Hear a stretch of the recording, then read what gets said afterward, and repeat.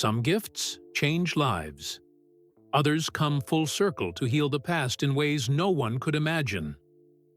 When seven-time Formula One champion Lewis Hamilton blindfolded his mother Carmen and drove her to a surprise location, neither could have predicted the flood of emotions that would follow. The mansion he was about to give her wasn't just any luxury property. It was the very house where she had once worked as a cleaner, scrubbing floors and dusting shelves while raising her son alone. But what began as a generous gesture quickly unfolded into something far more profound. A journey through memories, secrets, and a mother's sacrifice that had remained hidden for decades. Lewis Hamilton gripped the steering wheel of his Bentley Continental GT so tightly his knuckles turned white. His hands trembled, not from excitement, but from something else, something that gnawed at his stomach as he glanced at his mother in the passenger seat. Carmen Larbalestier sat beside him, her eyes covered by a silk scarf she'd tied around her head when he'd insisted on the surprise. "Are we almost there?" she asked for the third time, her voice carrying the same mix of anticipation and worry that always appeared when Lewis tried to spoil her. "Nearly, Mum," he replied, forcing a smile, even though she couldn't see it. His mouth felt dry. Today was supposed to be perfect. He'd planned every detail for months, yet his heart raced faster than it did on race day. They turned onto Wilderness Road, the entrance to St. George's Hill Estate in Surrey. The private security guard recognized Lewis immediately and waved them through without the usual check. As they drove past the manicured lawns and centuries-old trees, Lewis's breath caught in his throat. The mansion came into view. All 8 bedrooms, Georgian architecture gleaming in the afternoon sunlight, surrounded by 2 acres of perfectly landscaped gardens. "Lewis, where are we going?" Carmen asked again, her hands fidgeting with the edge of her scarf. "Almost there, Mum. Just be patient," he managed to say, though his throat felt tight. He pulled into the circular driveway, stopping directly in front of the grand entrance. The crystal-clear waters of the infinity pool glittered beyond the house, and the garden stretched out like something from a fairy tale. This was it, the moment he'd dreamed about for years, giving his mother everything she'd sacrificed to help him achieve. "Can I take this off now?" Carmen asked, reaching for the scarf. "Yes, Mum. Open your eyes." Carmen untied the silk scarf with practiced ease, blinking as the afternoon light hit her eyes. She focused on the mansion before her, and Lewis watched her face carefully, waiting for the smile, the gasp of joy, the tears of happiness he'd imagined countless times. Instead, Carmen's face went completely white. Her body swayed slightly, and before Lewis could reach her, she dropped to her knees on the driveway. The scarf fluttered to the ground beside her. "Mom!" Lewis rushed to her side, his knees scraping against the gravel as he knelt beside her. "What's wrong? Mom, please!" But Carmen just stared at the mansion, tears streaming down her cheeks. Not tears of joy. These were different. These were tears that came from somewhere deep and painful, somewhere Lewis had never seen before. "No, Lewis," she whispered, her voice breaking. "You don't understand." "Understand what? Mom, this is yours. This whole house. It's yours. I bought it for you." The words tumbled out quickly, desperately. 8 bedrooms, the pool, the gardens, everything you ever wanted. Everything you deserved after all you did for— "I know this house," Carmen interrupted, her voice so quiet Lewis barely heard it. She pressed her palms against the driveway, her body shaking. "I know every room, every hallway, every— her." Shoulders began to heave with sobs that seemed to come from the deepest part of her soul. Louis had seen his mother cry before, when he won his first championship, when his father finally came back into their lives. But never like this. Never with this raw, gut-wrenching pain that made his chest feel hollow. "Tell me what's wrong," he pleaded, wrapping his arm around her shoulders. "Please, Mum, I thought you'd be happy." Carmen lifted her head, her brown eyes red-rimmed and filled with memories Louis couldn't begin to imagine. She looked at the mansion again, then back at her son, the son who'd become the greatest racing driver in the world, the son who'd just bought her a $10 million dream. "I worked here, Louis," she said, each word falling heavy between them. 35 years ago, I worked here, as a cleaner, in this very house." Louis's mind raced, trying to process this information. His mother, young and struggling, cleaning. This mansion, while he played with toy cars at daycare. The pieces didn't quite fit yet, but he sensed there was more. So much more his mother hadn't told him. "That's not why I'm crying," Carmen continued, rising slowly to her feet. Louis helped her stand, his hands gentle on her arms. She took one step toward the house, then another, as if drawn by invisible threads to memories locked behind those grand doors. "Then why?" Louis asked, his voice barely above a whisper. "Why? Are you crying, Mom?" Carmen turned to face him, and in her eyes, Louis saw a lifetime of secrets about to unfold. Carmen wiped her face with the back of her hand, but fresh tears immediately replaced the ones she'd cleared away. She took a deep breath, squaring her shoulders in that way Louis had seen 1,000 times. When she'd faced down school bullies, when she'd worked 3 jobs to pay for his racing equipment, when she'd stood tall against people who said a black kid from Stevenage would never make it in Formula One. But this was different. This was surrender. "I need to show you something," she said, her voice steadier now, but still trembling at the edges. She started walking toward the mansion's entrance, and Louis followed, studying her profile as they approached the massive oak doors. They paused at the threshold, and Carmen reached out to touch the polished brass doorknob. "The last time I touched this handle," she whispered, "I was 21 years old, carrying you on my hip because I couldn't afford childcare." Louis swallowed hard. He'd heard stories about their early struggles, but never specific details about this house. Why had she never mentioned it?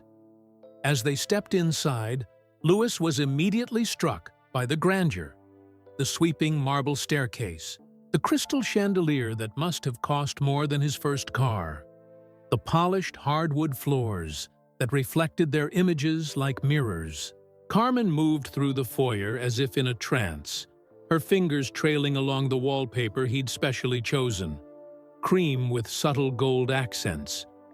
"You even kept the entrance the same," she murmured, more to herself than to him. Then she stopped, abruptly, her hand frozen in midair. There, on the antique console table by the entrance, sat a framed photograph. Louis hadn't put it there. He'd never seen it before in his life. Carmen's hand trembled as she picked up the frame. How is this here?"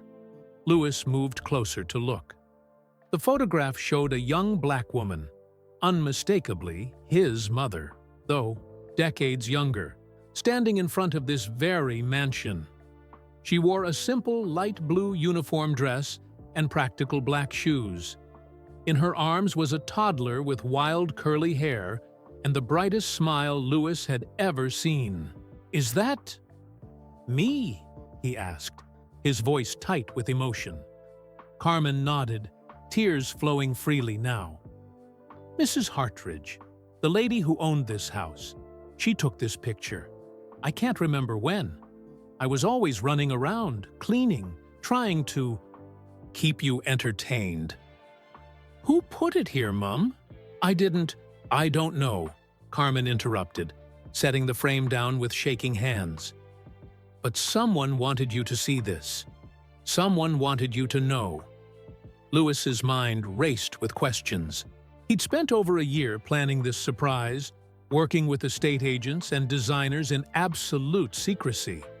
His mother's old place of work had never come up in any conversation. The coincidence seemed impossible.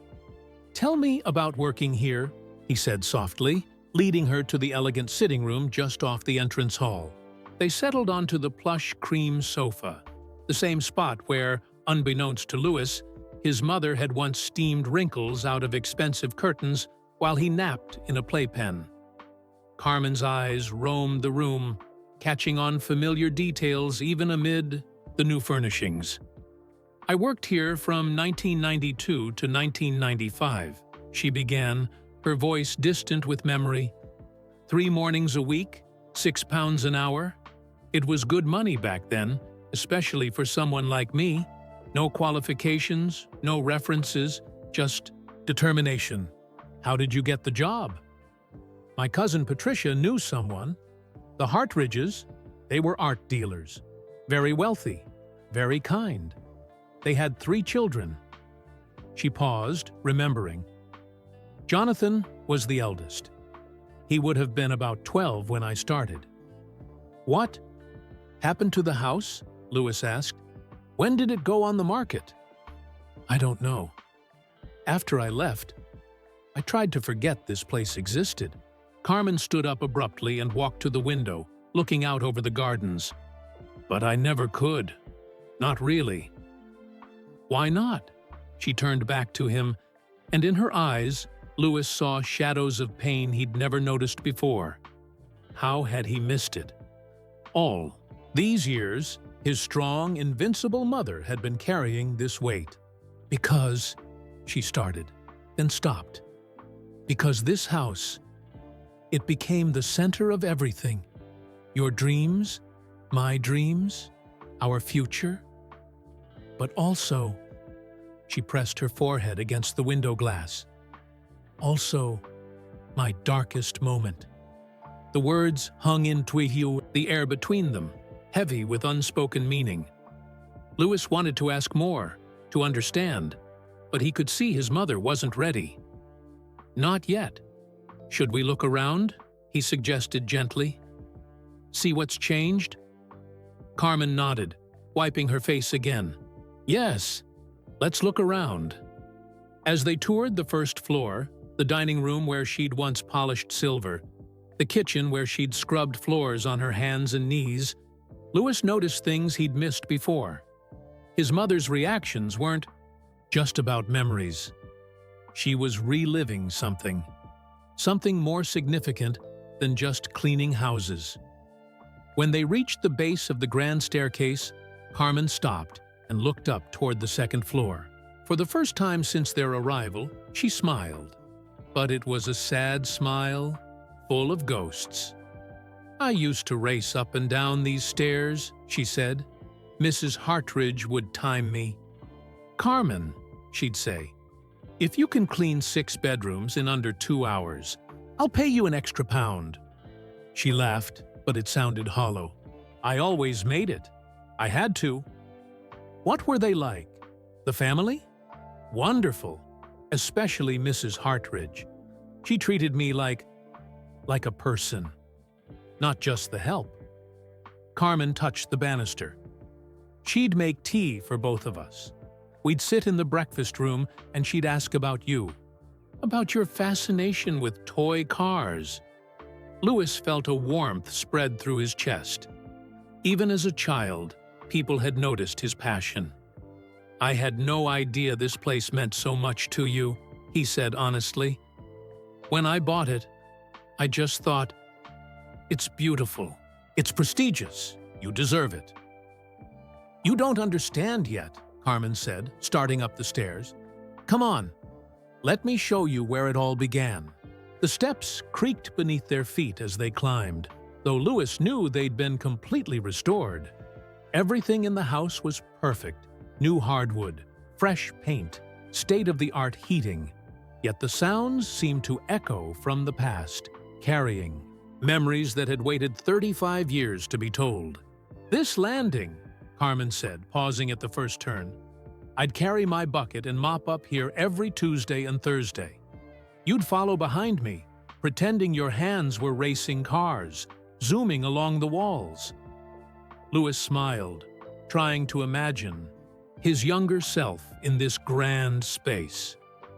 "What made you take this job?" "Desperation." The word came out flat and honest. "Your father had just left us. I was working at the supermarket in Stevenage, but it wasn't enough. Not even close. Then Patricia mentioned Mrs. Hartridge needed a cleaner. They continued up the stairs.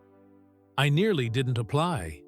This house, to someone like me, it was intimidating. All this wealth, this elegance. I didn't think I belonged here. But you did it anyway." I had to. We were living in that tiny flat on the estate. Some weeks, I had to choose between heating and groceries. Your asthma medicine alone cost most of my weekly wage. Louis had known they'd struggled, but never the specific details. His mother had always kept that pain from him. As they reached the second-floor landing, Carmen led him down a corridor lined with portraits he'd carefully selected during the renovation. "The children's rooms were down here," she said, pointing left. "Jonathan, Elizabeth, and little Thomas. They were kind to you.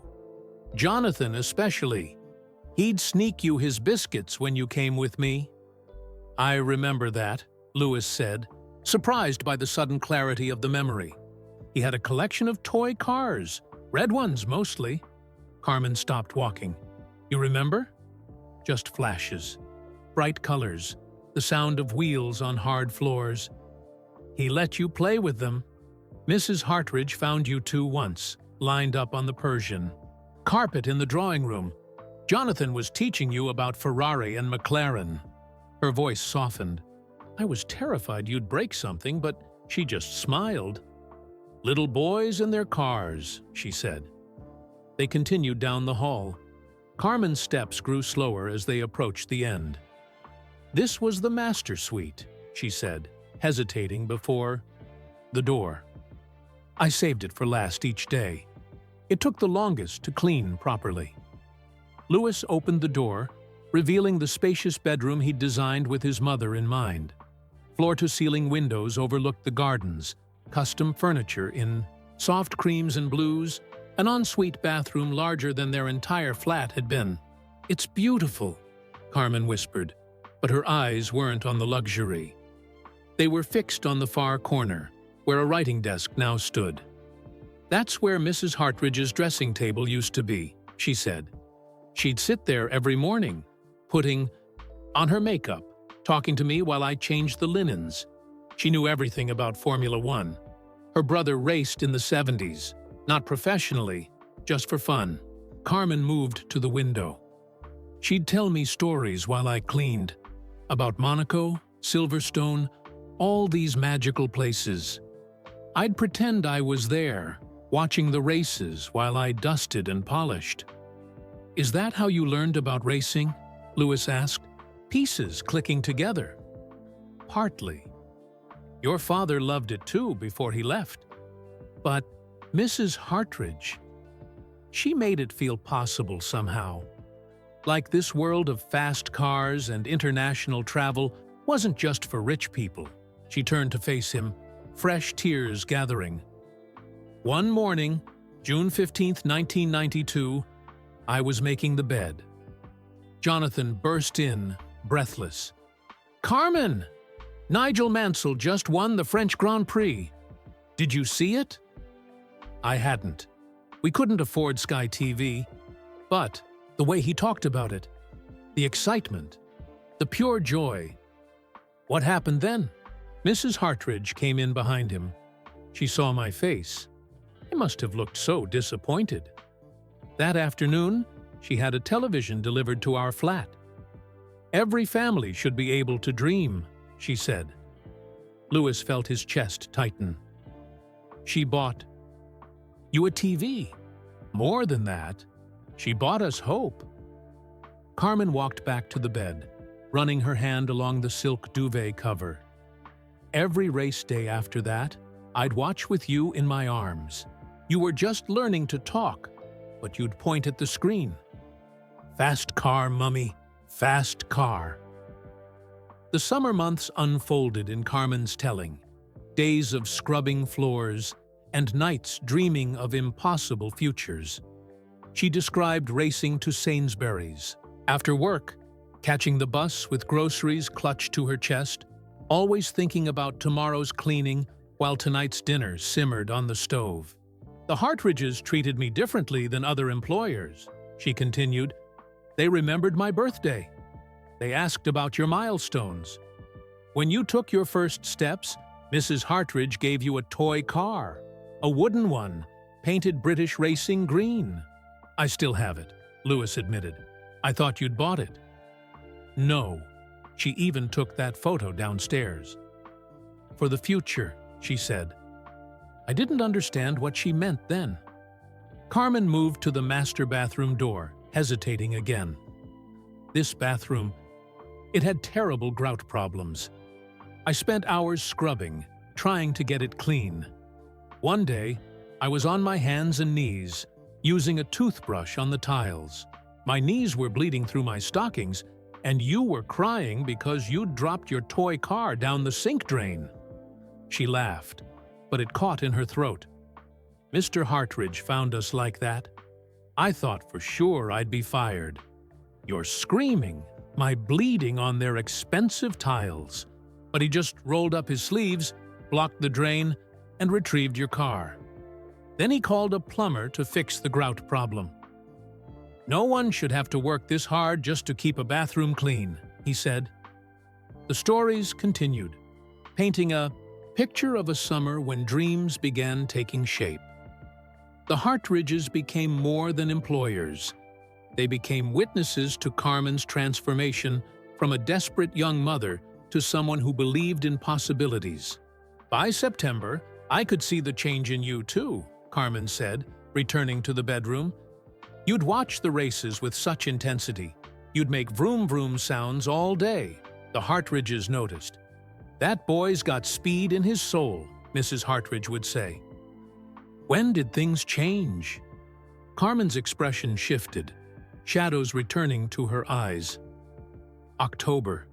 Everything changed in October. The afternoon light filtered through the master bedroom windows, casting long shadows across the plush carpet. Carmen walked to the window seat, a new addition Louis had installed, and sat down slowly, as if the memories were physically weighing her down. October 23rd, 1992, she began, her voice steady but distant. I remember because the leaves had just started turning golden. I cleaned the downstairs windows that morning, watching them swirl in the autumn wind. Louis joined her on the window seat, leaving space between them, but close enough to offer comfort, if needed. Outside, the gardens of the estate stretched out in their carefully manicured splendor.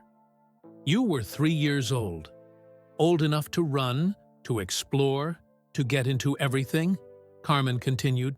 I'd tried arranging childcare, but it fell through last minute. I had no choice but to bring you with me. That happened often? More than I admitted to Mrs. Hartridge. I'd drop you at Patricia's or the church nursery when I could. But sometimes, she shrugged. Sometimes a mother has to do what she can. Carmen's fingers traced patterns on the window glass. That morning, I was vacuuming the study. You were in the corner with your toy cars, the wooden one and 2 plastic ones Jonathan had given you. I could hear you making engine noises, creating elaborate crashes. A small smile touched her lips. You'd lined them up in starting position on the hardwood floor. Qualifying, Mummy, you announced. You already knew the word. What happened? Mrs. Hartridge came in with her son, Jonathan. He was carrying this massive box. I later learned it was a new toy, some fancy remote-controlled car set he'd been begging for. When he saw you playing with your 3 cars, he stopped. Carmen paused, looking at Lewis now.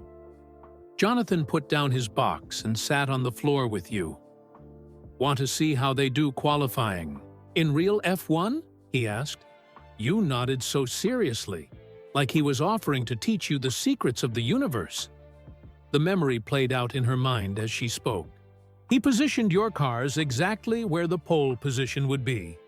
Started explaining grid placement, racing flags. You absorbed everything. Mrs. Hartridge just watched, smiling.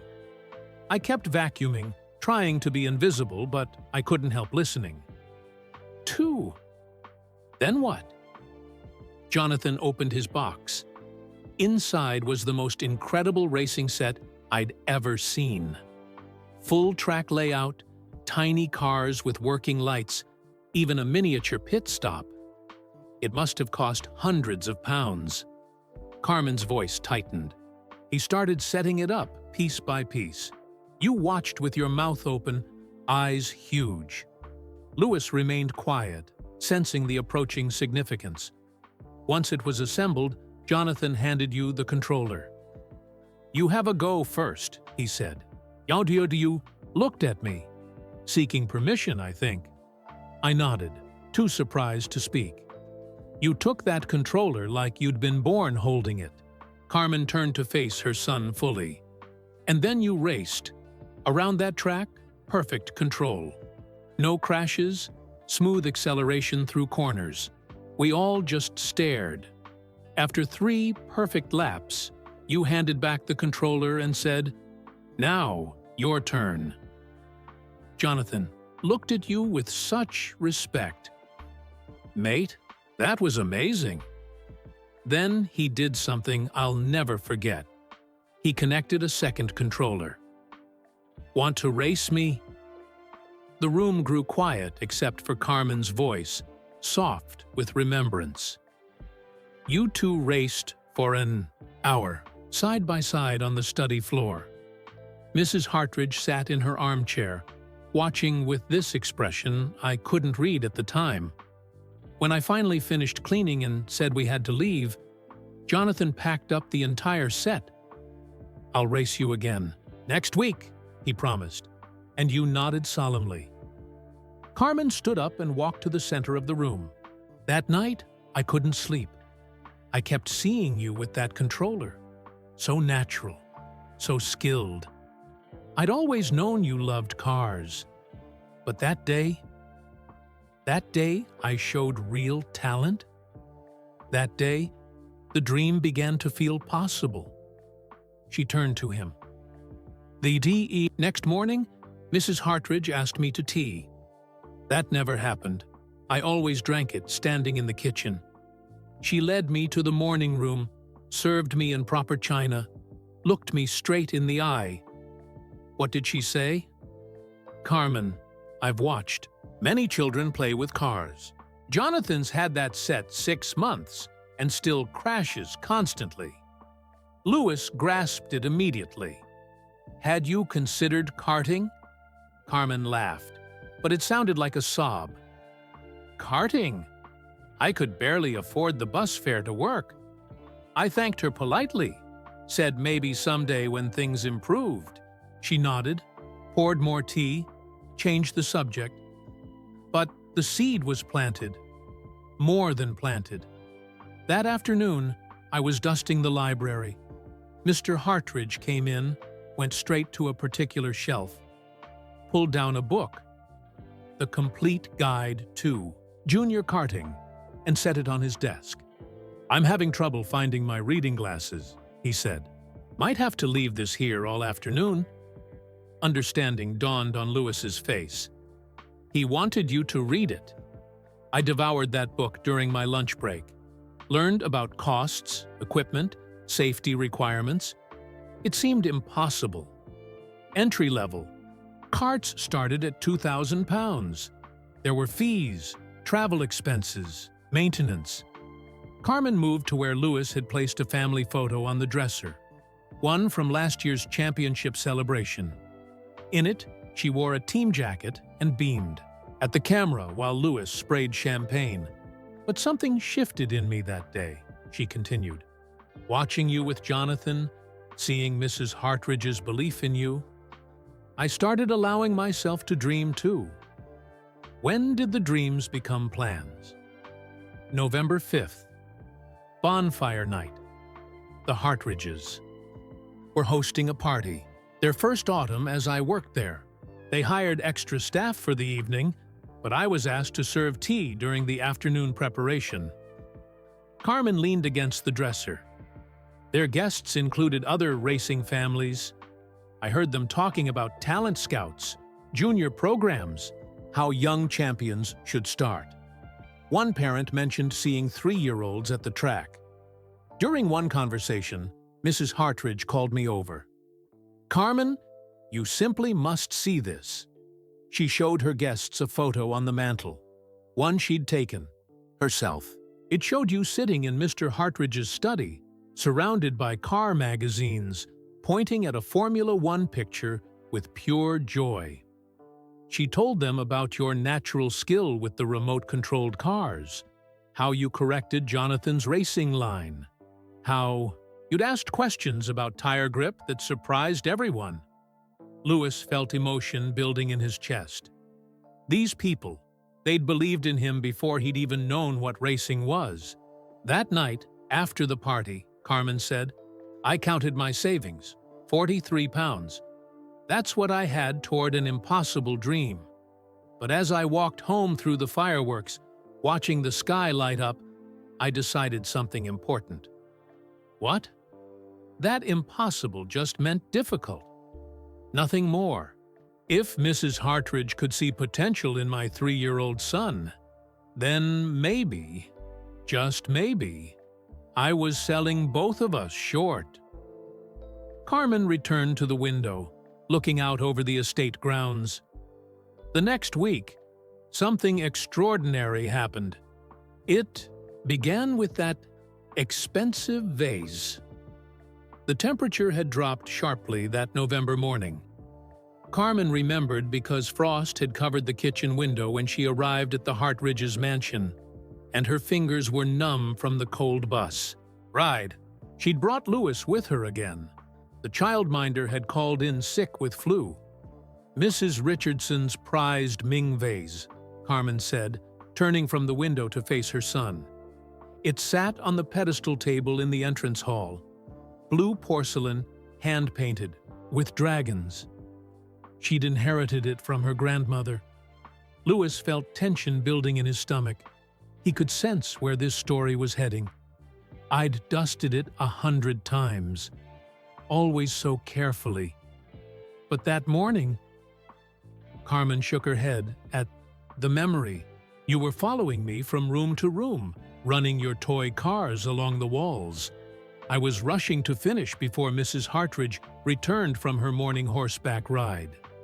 She moved to the center of the master bedroom, acting out the memory as she spoke. "I was backing away from the pedestal after cleaning, keeping my eyes on you to make sure you didn't run into anything. I didn't see that the edge of my cleaning apron had caught on the table leg. And it fell," Lewis guessed. "It exploded," Carmen corrected. "Shattered into what seemed like 1,000 pieces across the marble floor." The sound echoed through the entire entrance hall. For a moment, everything went completely silent. Even you stopped playing. Carmen's voice grew quieter. I remember dropping to my knees, trying to gather the pieces as if I could somehow glue them back together. My hands were shaking so badly, I cut myself on a shard. Blood dripped onto the marble, mixing with the porcelain dust. You must have been terrified. Beyond terrified. That vase was priceless, a family heirloom, and I was just the cleaning lady who couldn't even afford proper childcare. She laughed bitterly. I knew I'd be sacked, probably sued. Patricia had warned me about wealthy families, how they could ruin working people over damaged property. Lewis watched his mother's face transform as she relived the emotion. Even now, decades later, the fear was real in her eyes. I started crying right there on the floor. ugly, desperate sobs. You came and sat beside me, patted my back like I did when you skinned your knee. "Don't cry, Mummy," you said. "I help fix." Carmen smiled through gathering tears. "You started picking up pieces with your small hands, so carefully. I was afraid you'd cut yourself too, but I couldn't even speak to tell you to stop." What happened when Mrs. Hartridge came home? She found us, like that. Me kneeling in a pool of broken porcelain, you trying to help, both of us covered in dust and fragments. The kitchen sink was still running. I'd forgotten to turn it off when I heard the crash. Carmen walked to the bathroom doorway. She didn't say a word at first, just stood there in her riding clothes, muddy boots, crop still in her hand. I kept my head down, waiting for the anger, the accusations. But she didn't get angry? No. She walked into the kitchen, turned off the tap, and came back with damp tea towels.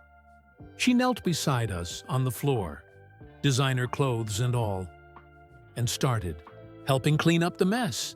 The memory seemed to overcome Carmen for a moment. She pressed her hand to her chest, taking a deep breath. She said, "Oh, Carmen, these things happen. Are you hurt?" I showed her my cut hand. She immediately took me to the kitchen, cleaned the E2P wound, applied antiseptic. You watched everything with wide eyes. And the vas? She called it unfortunate, but not irreplaceable. Turns out it was valuable, but not as priceless as I'd thought. Family stories grow in the telling, she said. Carmen moved to sit on the edge of the bed. But here's what really happened next. While bandaging my hand, she said something I'll never forget. "Carmen, do you know the real value of this house isn't in the antiques or the art?" I shook my head. "It's in the people who care for it, who bring life to its rooms. You and your son bring more joy here than any porcelain ever could."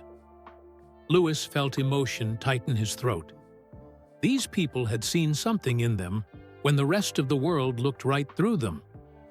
I tried to offer to pay for it, Carmen continued. Every week from my wages until it was covered. Mrs. Hartridge refused. Instead, she did something completely unexpected. "What?" She increased my pay, gave me a raise. "For reliability and dedication," she said. I was earning £9 an hour instead of 6. It was overwhelming. Carmen stood and walked to the closet, touching the door frame absently. I cried. Again then, but different tears. She made fresh tea, set you up with coloring books, and we talked for 2 hours, instead of my usual 30-minute break. What did you talk about? Racing, actually. She told me more about her brother's karting days, how he'd crashed constantly, but learned from each mistake. Every champion breaks something on their way to greatness, she said. Carmen turned to face Louis directly. Then she asked about you, about your interest in cars. I admitted how you'd watch TV with intensity beyond your years when cars appeared, how you could identify engine sounds already. She mentioned the book in the library again, Louis guessed. More than that. She asked if I'd given junior karting any thought. I laughed, saying it was wonderful, but impossible. Too expensive for someone like me. Carmen's voice changed, becoming softer, more emotional. Mrs. Hartridge considered this seriously. Then she said, "You know, Patrick, my brother, he started a charitable foundation for young drivers. They provide equipment grants for promising children from modest backgrounds. A scholarship program? Not quite that organized, but she said she could make inquiries. See if there might be support available for exceptional young talents who might otherwise go unnoticed." Carmen walked to the bedroom door, pausing there. I thanked her, but didn't dare hope. Thought it was just kind words to make me feel better about the vase incident. But it wasn't. 2 weeks later, Mrs. Hartridge asked me to bring you to work on a Saturday morning. There was someone she wanted you to meet. Carmen's eyes met Louis's, and he saw the moment everything had changed, reflected there. That someone was Patrick Richardson, her brother, the former racer. He'd brought a real cart with him. Wanted to see if you were the natural talent my sister keeps raving about. Louis remained silent, letting the story unfold. You were so small, Carmen said. Needed cushions to reach the pedals. But Patrick adjusted everything, showed you the basics, and within minutes, you were driving figure eights around the garage. No fear, perfect control. Patrick watched for exactly 7 minutes and 36 seconds. I counted. Then he turned to Mrs. Hartridge and said, Helen, you weren't exaggerating. This child has a gift. Carmen's voice broke slightly. That's when everything changed. That's when the impossible became possible. That's when I started believing in a future I'd never dared imagine. She opened the bedroom door, gesturing for Louis to follow. Come on.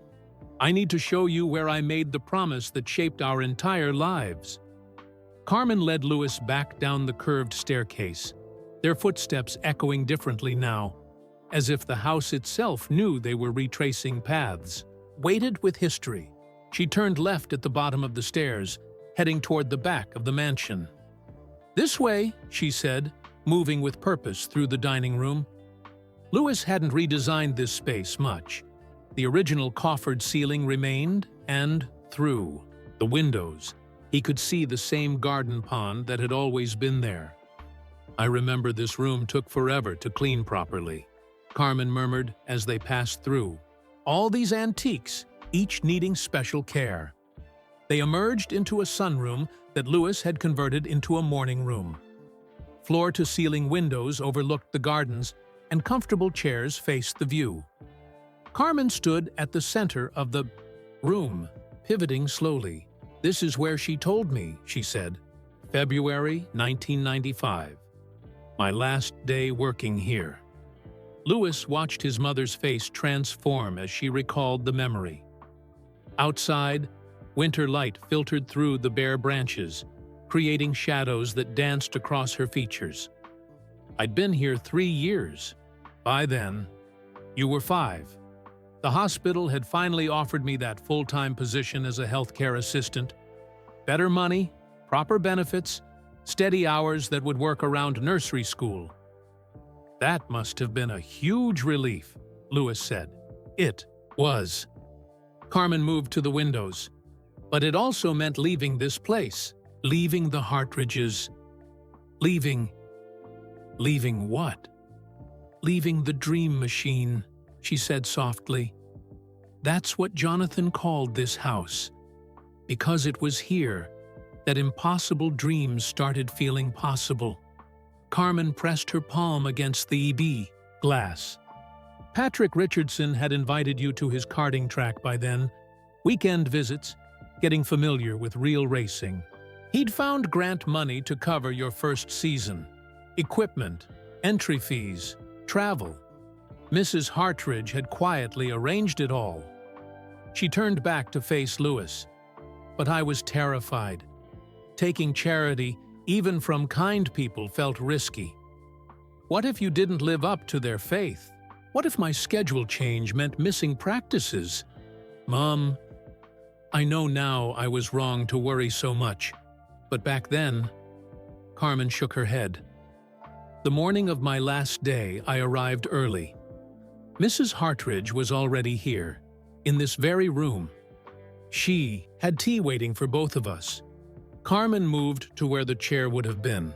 We sat together, dawn light just touching the garden. She knew I was frightened about the responsibility, about whether I was making the right choice for you.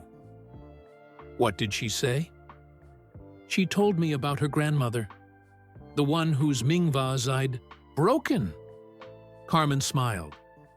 Turns out her grandmother had been poor, married rich, but never forgot her humble beginnings.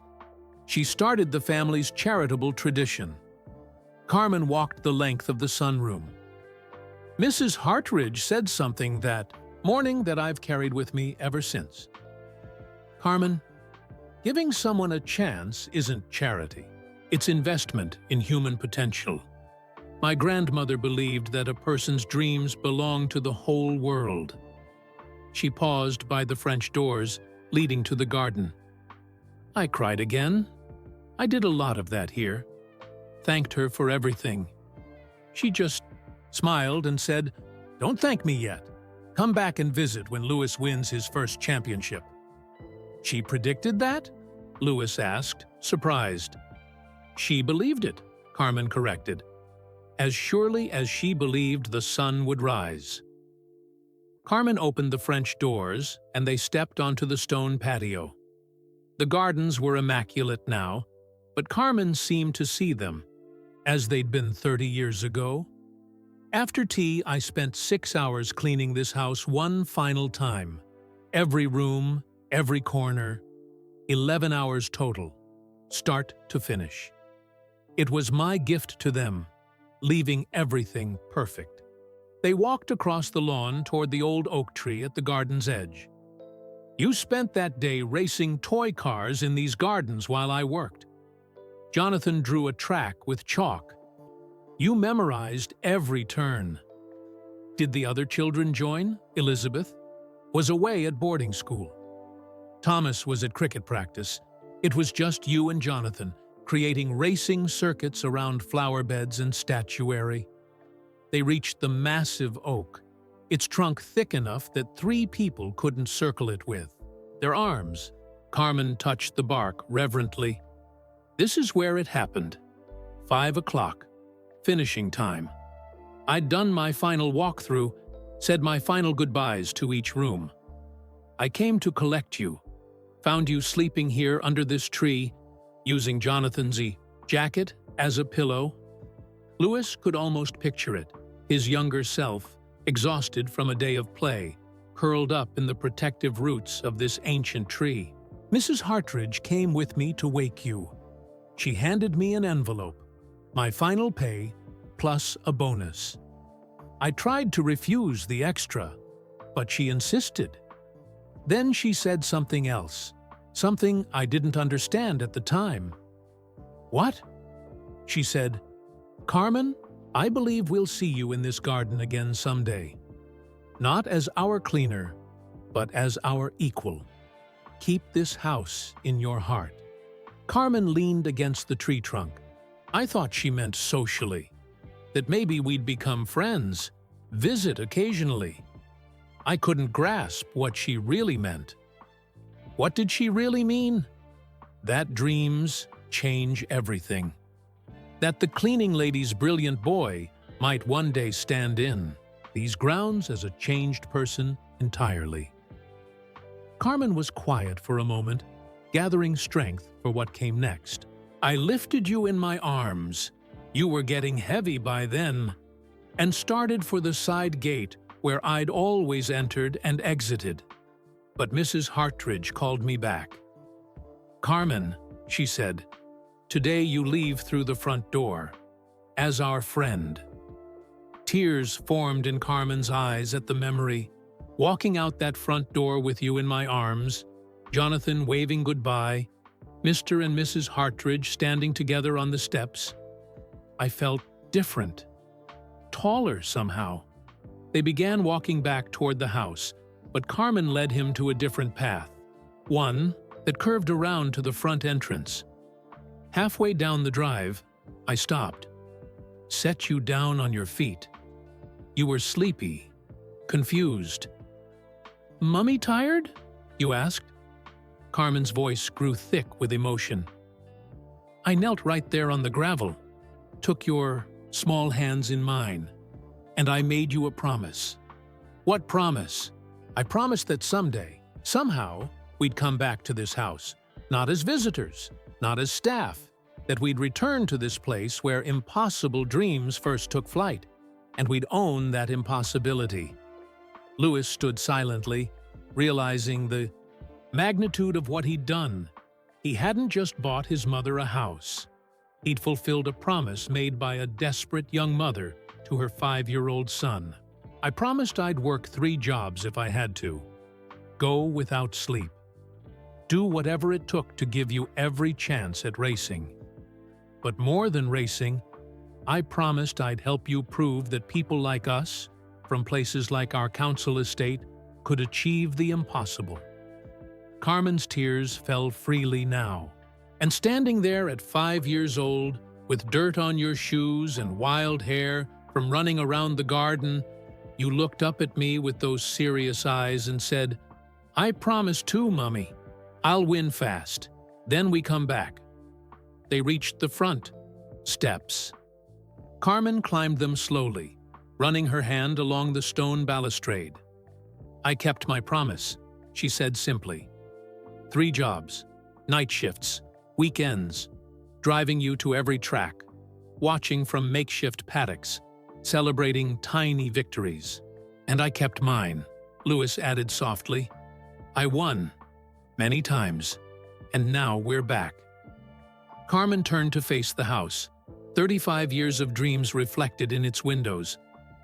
"But I never told you why I was really crying when we arrived." "Why, Mum?" She looked at him, and her eyes held a pain that made his chest ache. "Because this house holds a secret, one I've never told anyone, one that changes everything you think you know about me and this place." Louis felt a chill that had nothing to do with the temperature. His mother's words hung in the air like a physical presence. "What secret, Mum?" Carmen shook her head. "Not ready." "Not yet. Let me tell you about getting home that day first. About what happened after we left here." She sat on the front steps, and Louis joined her. The 2 years of renovation were invisible now. Everything looked exactly as it had when Carmen first worked here, except pristine and new. The bus ride back to Stevenage took 90 minutes. You slept on my lap the whole way. I used that time to think about what came next, Carmen said. By the time we reached our flat, I'd made decisions that would shape the next 20 years. What decisions? 3 jobs became 4. Hospital cleaning Monday to Friday mornings, retail at Tesco Wednesday, and weekend evenings, telemarketing from home on Tuesday nights, and sewing alterations on Sundays. Carmen counted them off on her fingers. I slept 4 hours a night for nearly 2 years.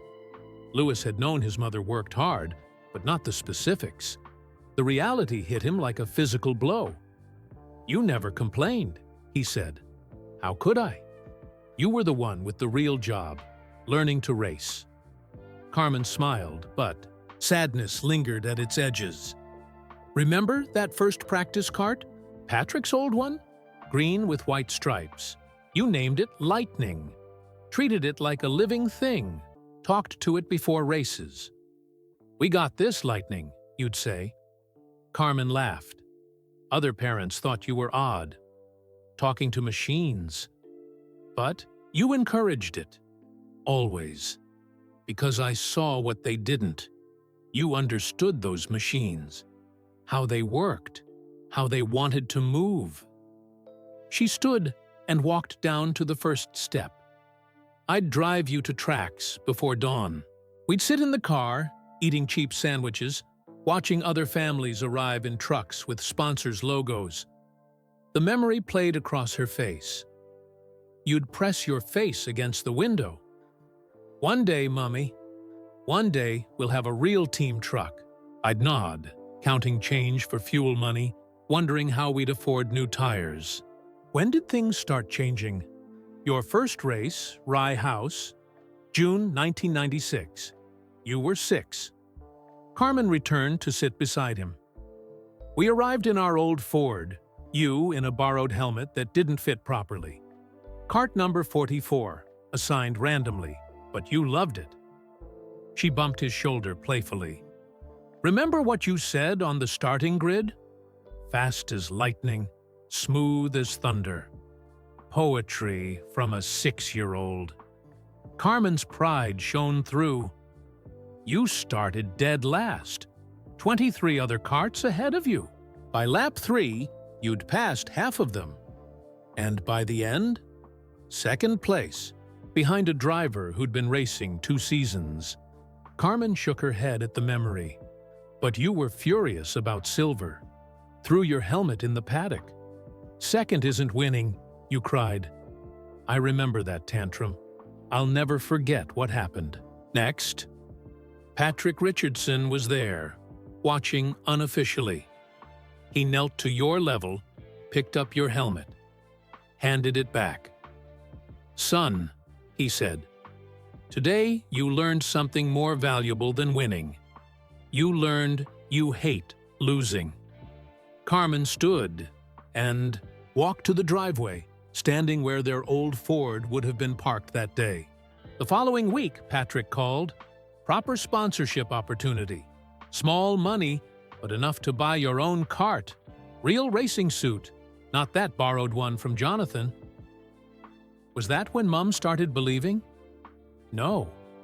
Carmen turned, silhouetted against the morning sun. I believed the day you cleaned this house with me. I believed when you raced remote-controlled cars with Jonathan. I believed that first day at the track. What changed was that others started believing too. The next years unfolded in Carmen's telling. School days balanced with racing weekends, homework in minivans between practice sessions, teachers who understood why Lewis sometimes fell asleep in class after 3 o'clock morning drives home from tracks. Secondary school was hardest, Carmen admitted. The racism came to the surface.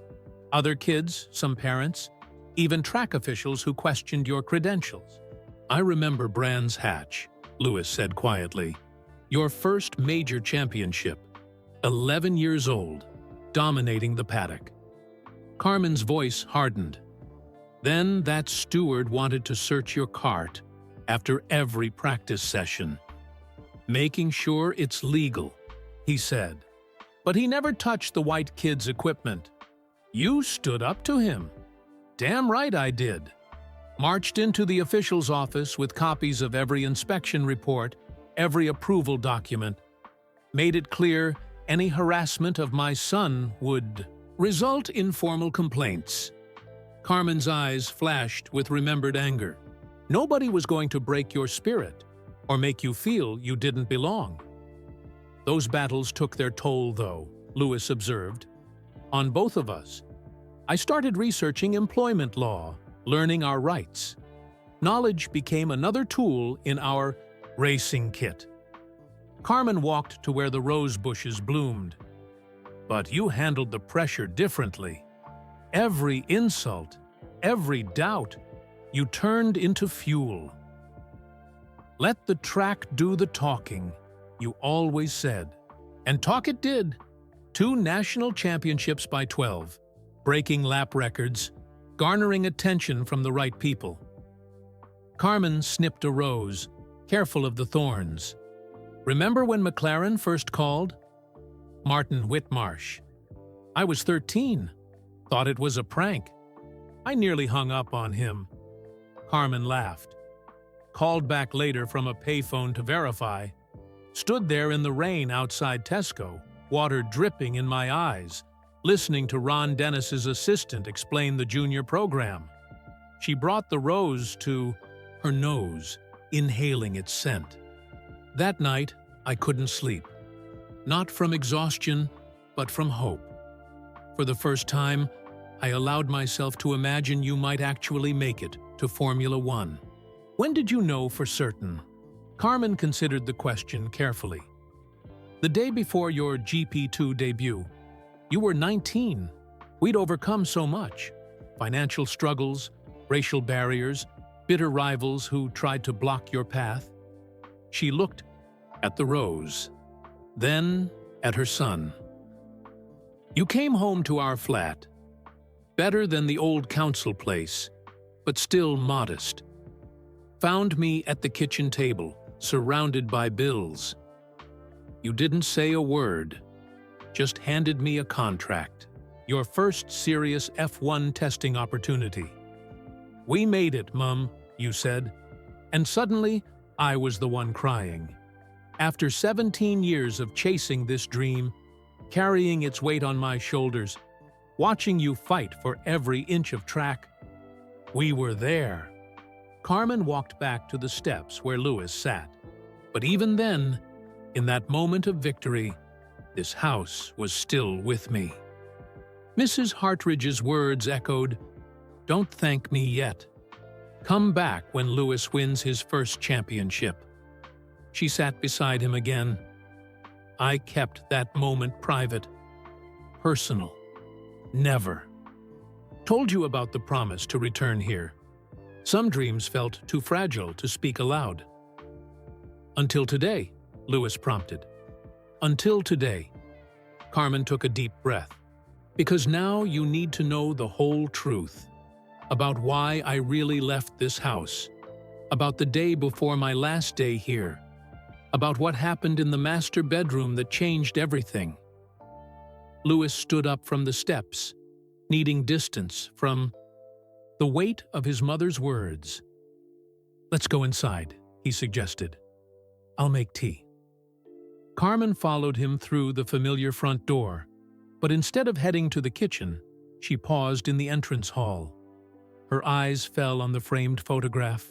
Again, the young her with toddler Louis, standing exactly where they stood now. Before I tell you that story, I need to tell you about a different day. About your first win. She touched the photo frame gently. June 12, 2007. Canadian Grand Prix. Remember where I was? Louis nodded, uncomfortable with the memory. Home? We couldn't afford for you to come. I was right here, actually. Carmen gestured around the entrance hall. Well, not physically, but in my mind, I was always in this house when big moments happened. They moved to the kitchen. While Louis filled the kettle, Carmen continued, I woke up at 4 a.m. that Sunday. The race started at noon our time. Put on the same blue dress I used to wear cleaning here.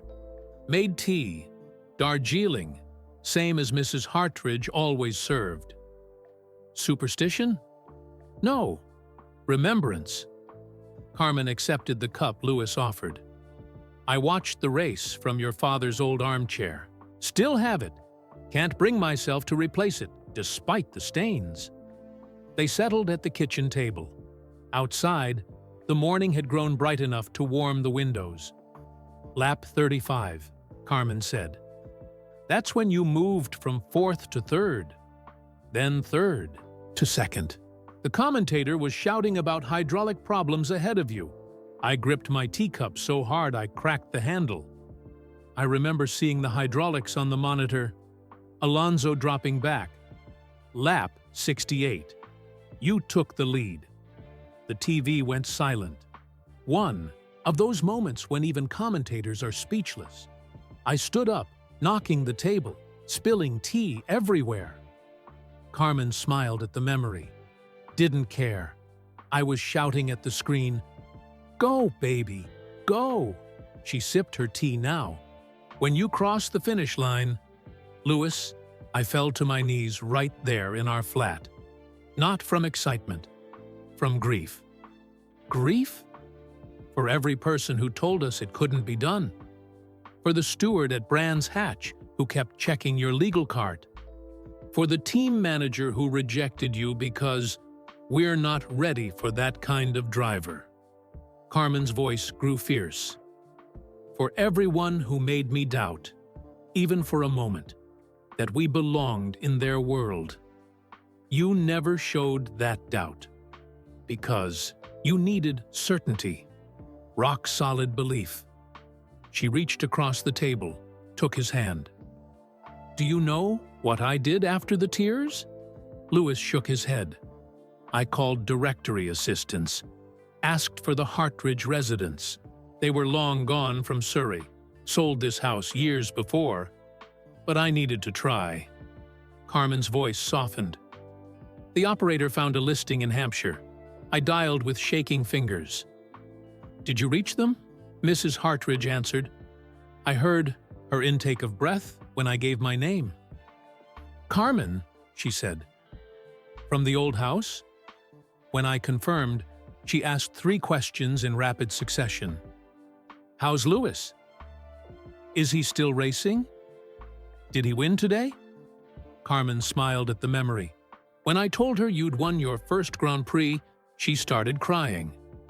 Through tears, she said, 'I knew. I told you he'd do it.' Then she asked something strange. 'Are you calling from the house?' What did you tell her?" "The truth. That I was in Stevenage. But that I carried the house with me always." She understood perfectly. Carmen gazed out the window. "She gave me news then. Said Jonathan was engaged to be married. Elizabeth had 3 children. Thomas was teaching at Cambridge. And her husband had passed 2 years before, quietly, at home. He'd specifically requested no funeral service, just family, then scatter his ashes in the garden here." Carmen's voice caught. "She told me he'd kept every article about your racing career. The boy who played with Jonathan's cars, he called you." The kettle whistled, breaking the moment. Neither of them moved to refill their cups. "I thanked her," Carmen continued. Started saying goodbye, but she interrupted. "Carmen," she said, "I need to tell you something. About that last day you were here."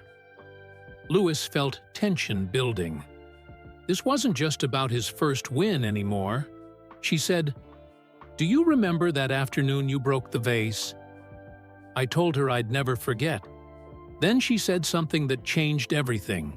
"You didn't break it." "What?" Thomas had broken it that morning. Trying to sneak a cricket ball out of the entrance hall, he was terrified of punishment. Begged his mother to blame someone else until he confessed. Carmen stood and walked to the window. Mrs. Hartridge had agreed to cover for him, teach him about honesty in private.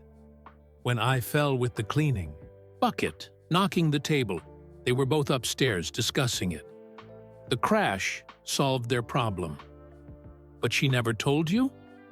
"By then," she said, "she'd seen something in you. In us. My devastation. Your attempts to help." Her husband had been watching. From the study doorway, that afternoon, they'd discussed creating opportunities for your talent. Carmen turned back to face him. The broken vase became the catalyst for everything.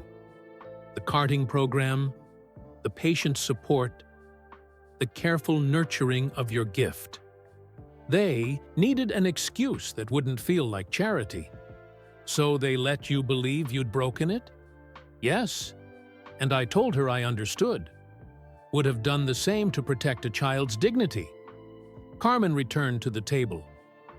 But then she said something else.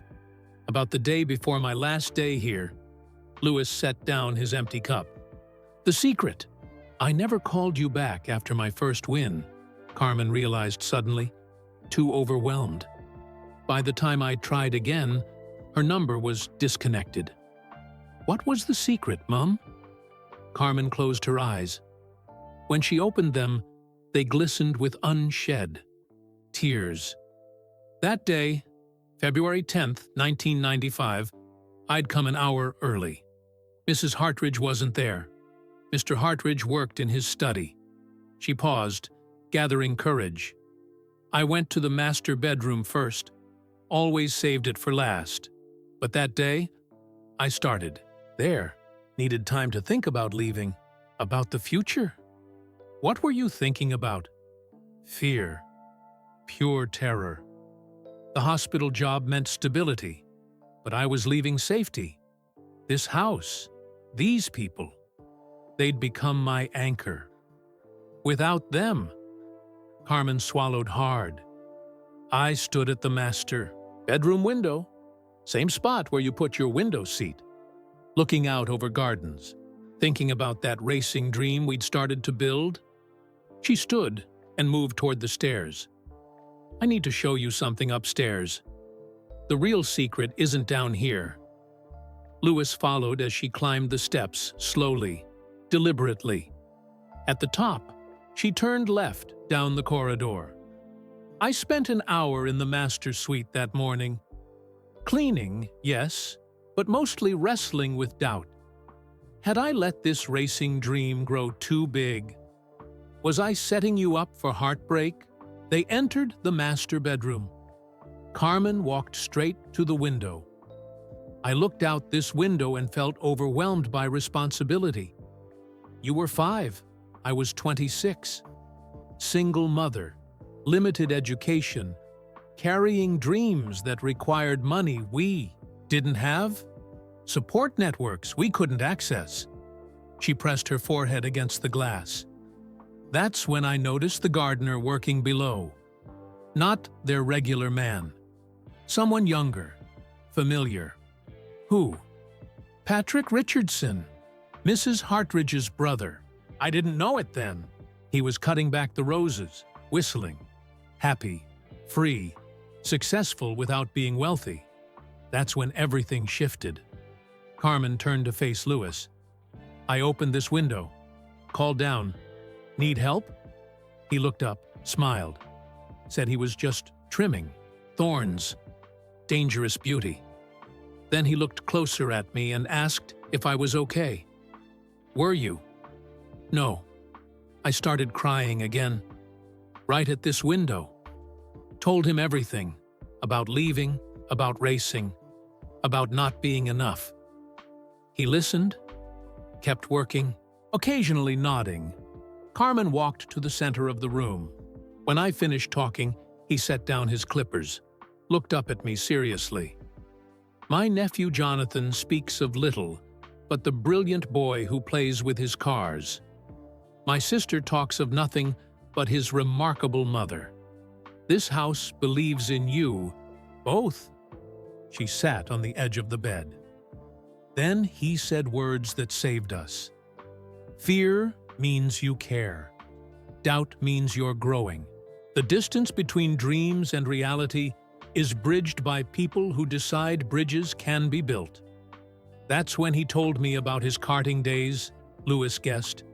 More than that, he told me about almost quitting, afraid of failure, afraid of wasting his father's money, how his sister, Mrs. Hartridge, convinced him to try one more season. Carmen's voice grew quieter. That extra season changed his life. Didn't make him a champion, but connected him to a world of possibility. Led to his business, his charity work, his purpose. And he saw himself in you? Louis asked. No. He saw himself in us.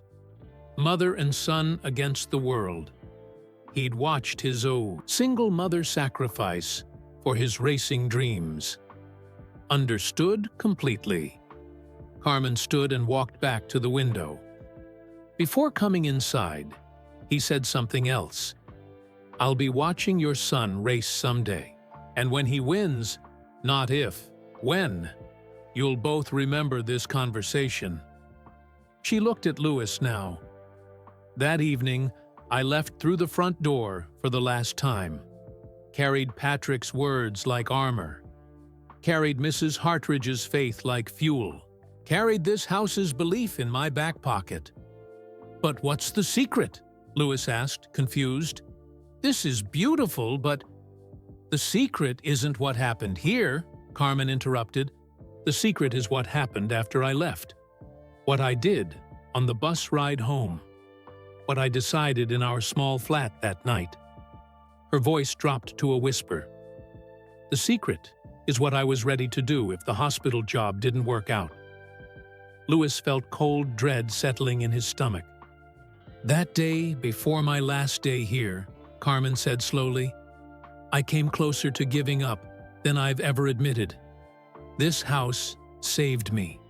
These people saved us. And I never told you because I never wanted you to carry that weight." Louis's heart hammered against his chest. He'd known his mother carried burdens, but this was different. The master bedroom suddenly felt smaller, the air heavier. "Mom, what are you saying?" His voice came out hoarse. Carmen moved to the balcony door, the same one Louis had installed to replace the original window. She opened it, stepped outside onto the stone terrace that hadn't existed when she worked here. "Come," she said. "This is where it needs to be told." Louis followed, joining her at the railing. The garden spread before them, perfect and manicured. Nothing like the tangled mess Carmen would have seen 30 years ago. February 9th, 1995. Late afternoon. Carmen gripped the railing so tightly her knuckles whitened. "I'd finished my rounds. Mrs. Hartridge had left for London. Mr. Hartridge was in his study. You were at Patricia's for the evening." She took a shaky breath. "I stood right here. Well, where the old window was, looking down at the driveway. All I could see was failure. The hospital had called that morning. The position required night shifts starting immediately. More money, yes, but it meant leaving you alone more.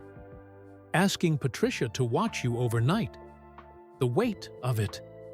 Louis watched his mother's face transform with remembered pain. Her voice grew distant, mechanical. "I thought about jumping." The words hung in the air, simple and devastating. Louis felt his world tilt. "I thought about how easy it would be. One step out this window. Everything would stop. The fear, the exhaustion, the guilt about not being enough for you." Carmen stared straight ahead. "But mostly, I thought about how you'd be better off without me." "No, Mum, that's not—" "Listen," Carmen interrupted firmly. "This isn't about today. This is about then. About who I was in that moment. Young, alone, terrified. I convinced myself you'd be adopted by a proper family. One with resources. 2 parents. No struggles." She finally looked at him. "I stood here for what felt like hours, actually calculating. Could I trust Patricia with your care? Would the Hartridges help arrange your future? Which would hurt you less? Losing a mother now, or watching her fail for years?" Louis felt tears burning his eyes. His strong, unshakable mother had been so close to— "I was reaching for the window latch when I heard your voice." "My voice?" "In my head. Not real, but crystal clear. You saying something you told me just days before at the track? Mummy, when I'm scared to go fast, I think of you watching. Makes me brave." Carmen's tears finally fell. "How could I rob you of the chance to be brave? How could I take away your faith that I was always watching?" She turned to face the gardens again.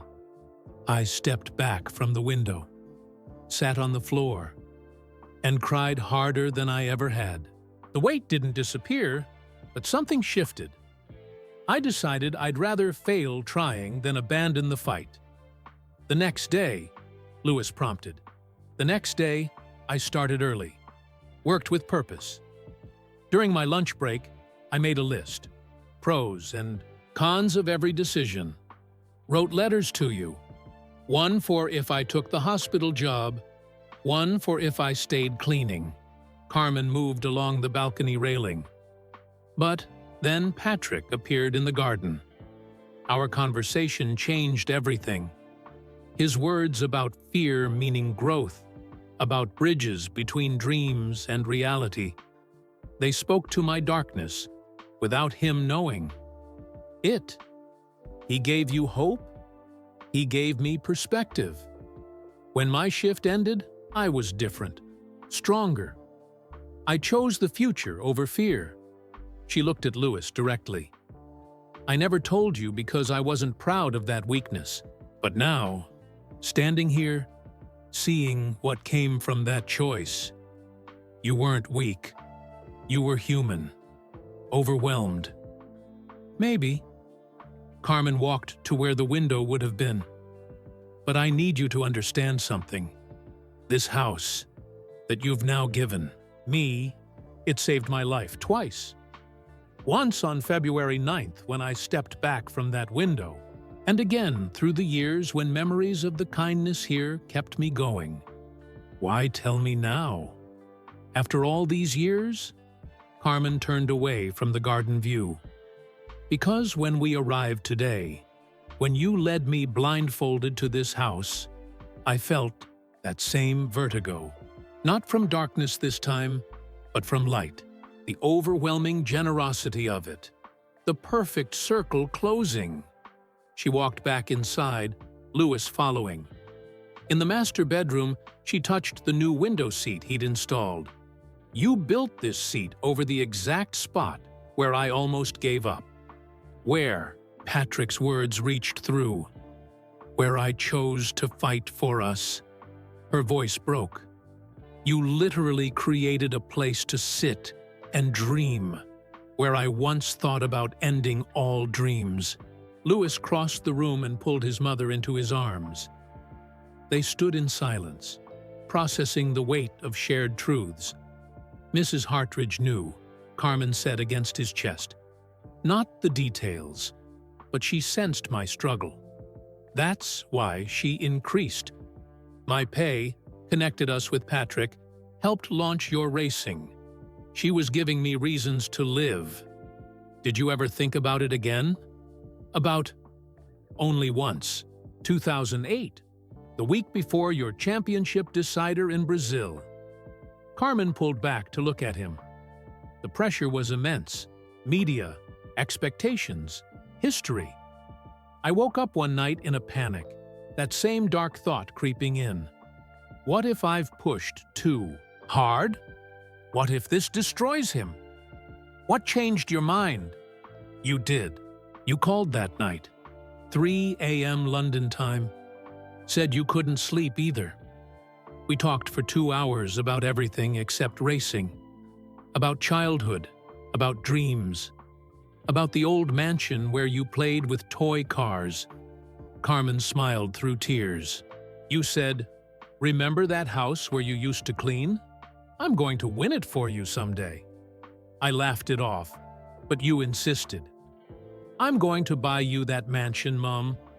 Every room you ever cleaned will belong to you." I'd forgotten making that promise. You didn't know how much it meant, how it pulled me back from that same edge, gave me purpose again. Carmen moved to the closet, opened it to reveal the built-in shelving Louis had designed. Every time the darkness threatened to return, and it did, occasionally, I'd remember that promise. Remember your faith in impossible things. Remember that I had to stay strong to see them come true. She turned back to him. And now here we are, in this house. Your promise kept. My life saved again by love, instead of lost to fear. Thank you for telling me, Louis said softly, for trusting me with this. You needed to know, not just the success story, but the struggle behind it, the darkness that tried to win. Carmen crossed to him again. Because fame and success don't erase mental health battles. The pressure you face now, the weight of being who you are, it can feel crushing. Like standing at that window? Exactly like that. And I need you to know you're not alone. That weakness isn't failure. That asking for help saved us both. They moved to the window seat together, sitting where Carmen had once contemplated ending everything. Every time I sat, down to watch you race after that day, Carmen said, I'd picture myself here, not at that dark moment, but triumphant. Watching my son live the dream I almost abandoned us to. Louis took her hand. The next time either of us feels that kind of darkness, we talk immediately. No secrets. Carmen squeezed his fingers. Promise me? I promise. No secrets. They sat in comfortable silence, watching sunlight shift across the gardens. The weight of the past had lifted, replaced by understanding. One more thing, Carmen said finally. When you called me the day you won your first championship, I remember you crying. What you don't know is I was standing in our kitchen, but I could see this house perfectly in my mind.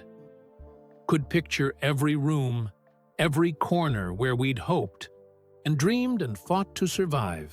She smiled, radiant now. You said on the phone that day, "We did it, Mom. We're champions." And in that moment, I knew the darkness had lost. That choosing life, choosing to fight, had led to this incredible victory. Carmen stood, pulling Louis up with her. Come on.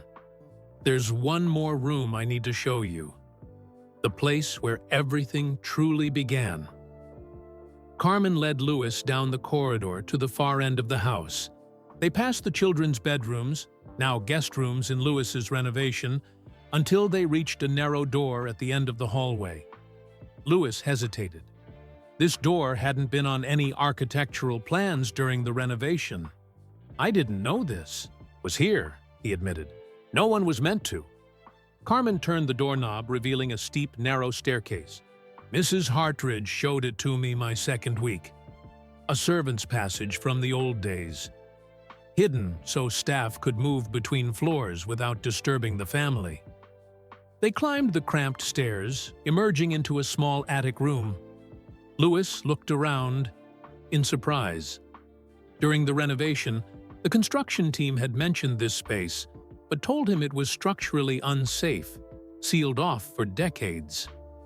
You made them renovate this too? Carmen asked, touching the fresh paint on the walls. No. I was told it wasn't possible. Louis examined the room more carefully. It was immaculate. New flooring, painted walls, proper lighting. Someone had been here recently. This is where I used to bring you, Carmen said quietly. On days when I couldn't find childcare and you couldn't play in the main rooms. The attic had a single window overlooking the front drive. A built-in bench ran along one wall.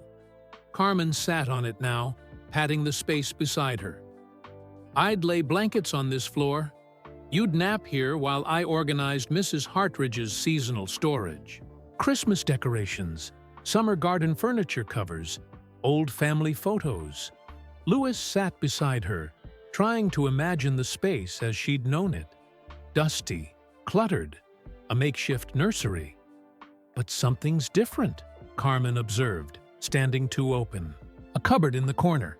This wasn't here before. She pulled out a manila envelope, weathered with age. This is addressed to you. To me? Carmen handed him the envelope. His name was written in elegant script. Louis Hamilton, to be opened on Home's return, Louis. Opened it with shaking hands. Inside were newspaper clippings about his career, photographs, and a letter on Hartridge family stationery. He read aloud, Dear Louis, if you're reading this, you've fulfilled my prediction.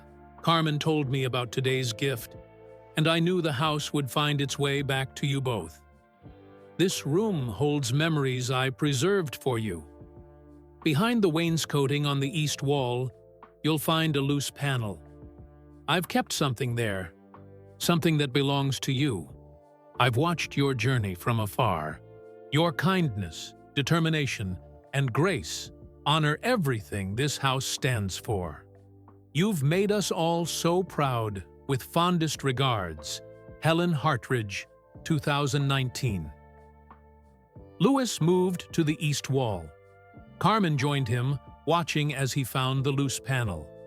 Behind, it was another envelope and something wrapped in cloth. "A toy car," Louis whispered, unwrapping a vintage Matchbox Ferrari. "But not just any—" "The one you lost down the sink drain," Carmen finished. "Mrs. Hartridge kept it all these years." Louis turned the car over. On the bottom, written in tiny letters, LH, First Lap Champion. "She knew," Carmen said.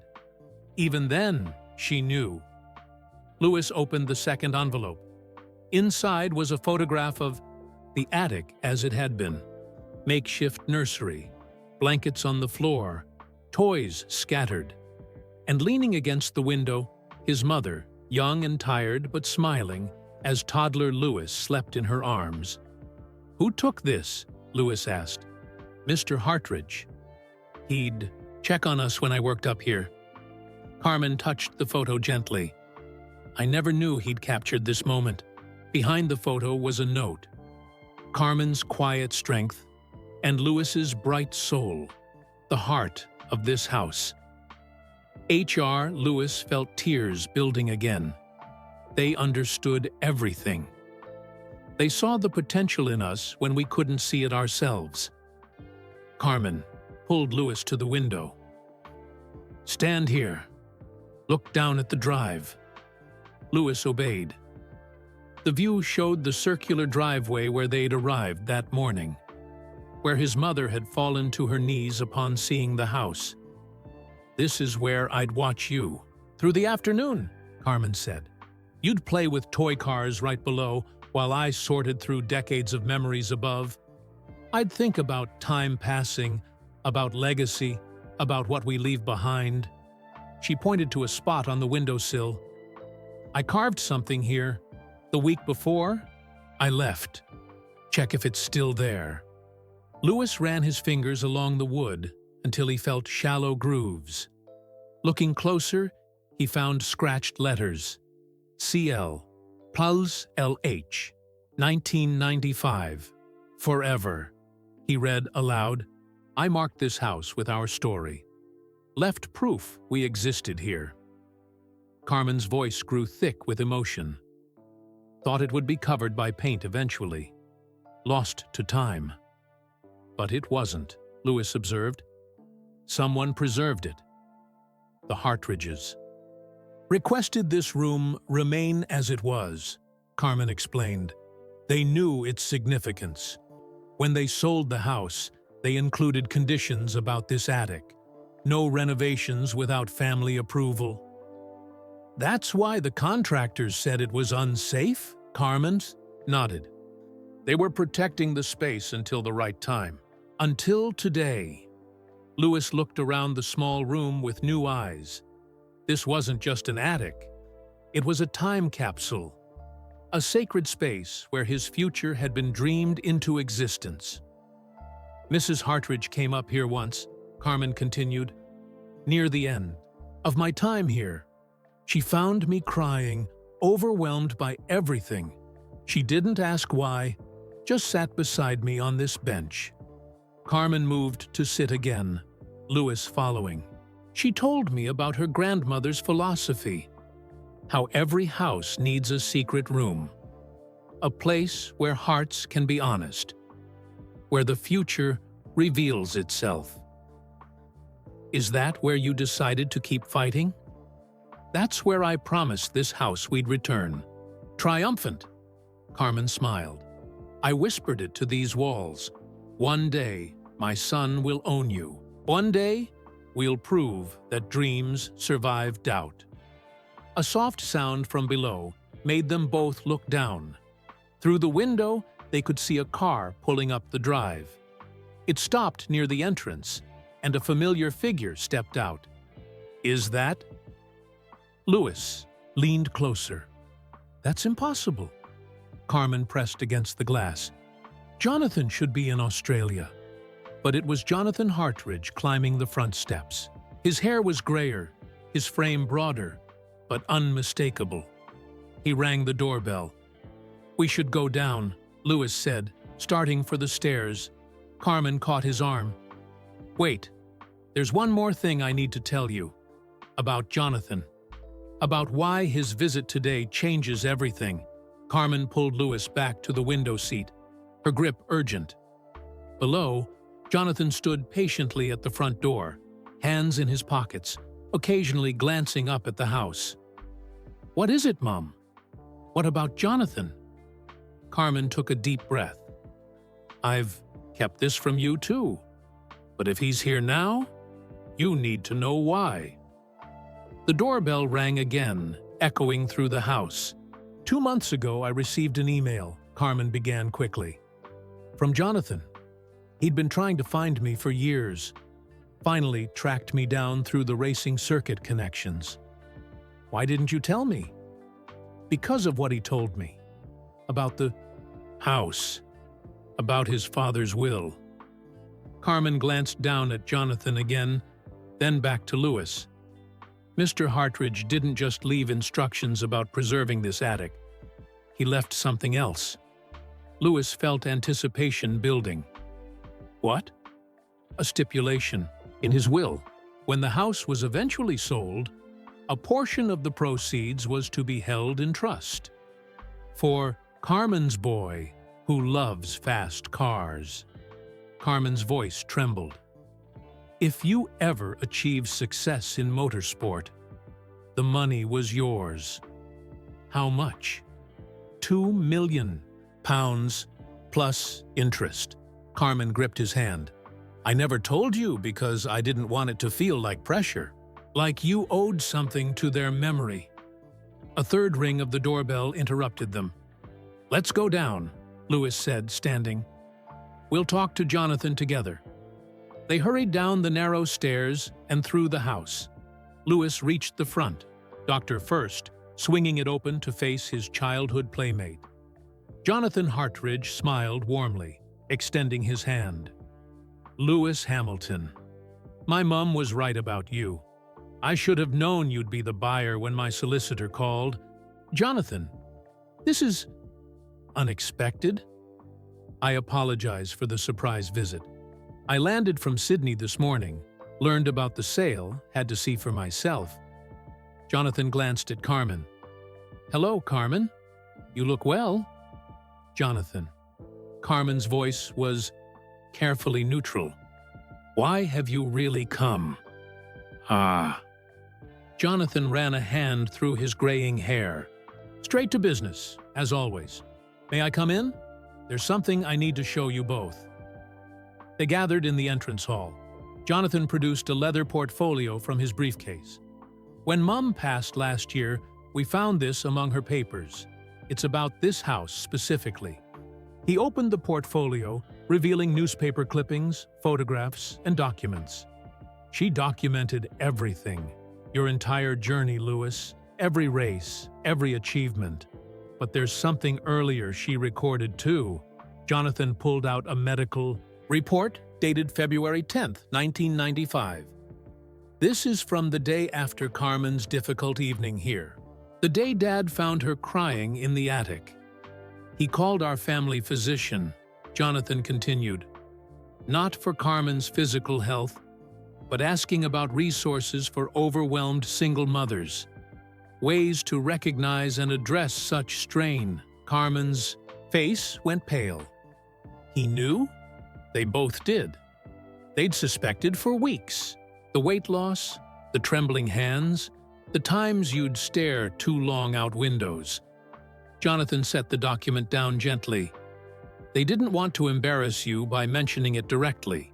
Instead, they created support systems, extra pay, guaranteed, future planning, family connections for your racing dreams." He pulled out another document. "The day before you left, Mom wrote this letter. We found it in her desk. Unsealed, unposted. She wrote it in case you ever needed to know how much you meant to this family." Louis took the letter, the elegant handwriting still clear after decades. "My dearest Carmen, you have brought more life to these walls than decades of prosperity. Your strength humbles me. Your love for Louis inspires me. Please know that this house will always carry you both in its heart. Whatever paths you take, you've left an indelible mark here. We believe in your racing dreams. We believe in your brilliant boy. And we trust that time will prove all of this worth fighting for. You are family now, whether these halls hold you or not. Louis handed the letter to his mother, watching emotions play across her face. There's one more thing, Jonathan said, reaching back into his portfolio. Dad's racing trophies. He kept them in the study. Mom had them restored last year. She wanted you to have them, Louis. Said you'd earned your place among them. Jonathan produced a photograph of several silver trophies. Small victories from the 1970s. But Dad always said the size of the trophy doesn't matter. What matters is what you overcome to earn it. Carmen finally spoke. Why are you here today, Jonathan? Really? Jonathan smiled sadly. Because I need your forgiveness. We lost touch with you. We should have found a way to maintain the connection. After Mom passed, I realized we'd left so much unsaid. He looked around the entrance hall. When the estate agent called about a mystery buyer purchasing with very specific preservation requests, I suspected, the way you restored everything exactly as it was, but better. Only someone who truly loved this place would care so much. How did you know it was Louis? The window seat, positioned perfectly where that old window was, where Mom told me she'd found you crying once. Jonathan touched the wall as if remembering. That moment when I was 12, hearing her tell Dad about your struggles, it changed my entire perspective on privilege and responsibility.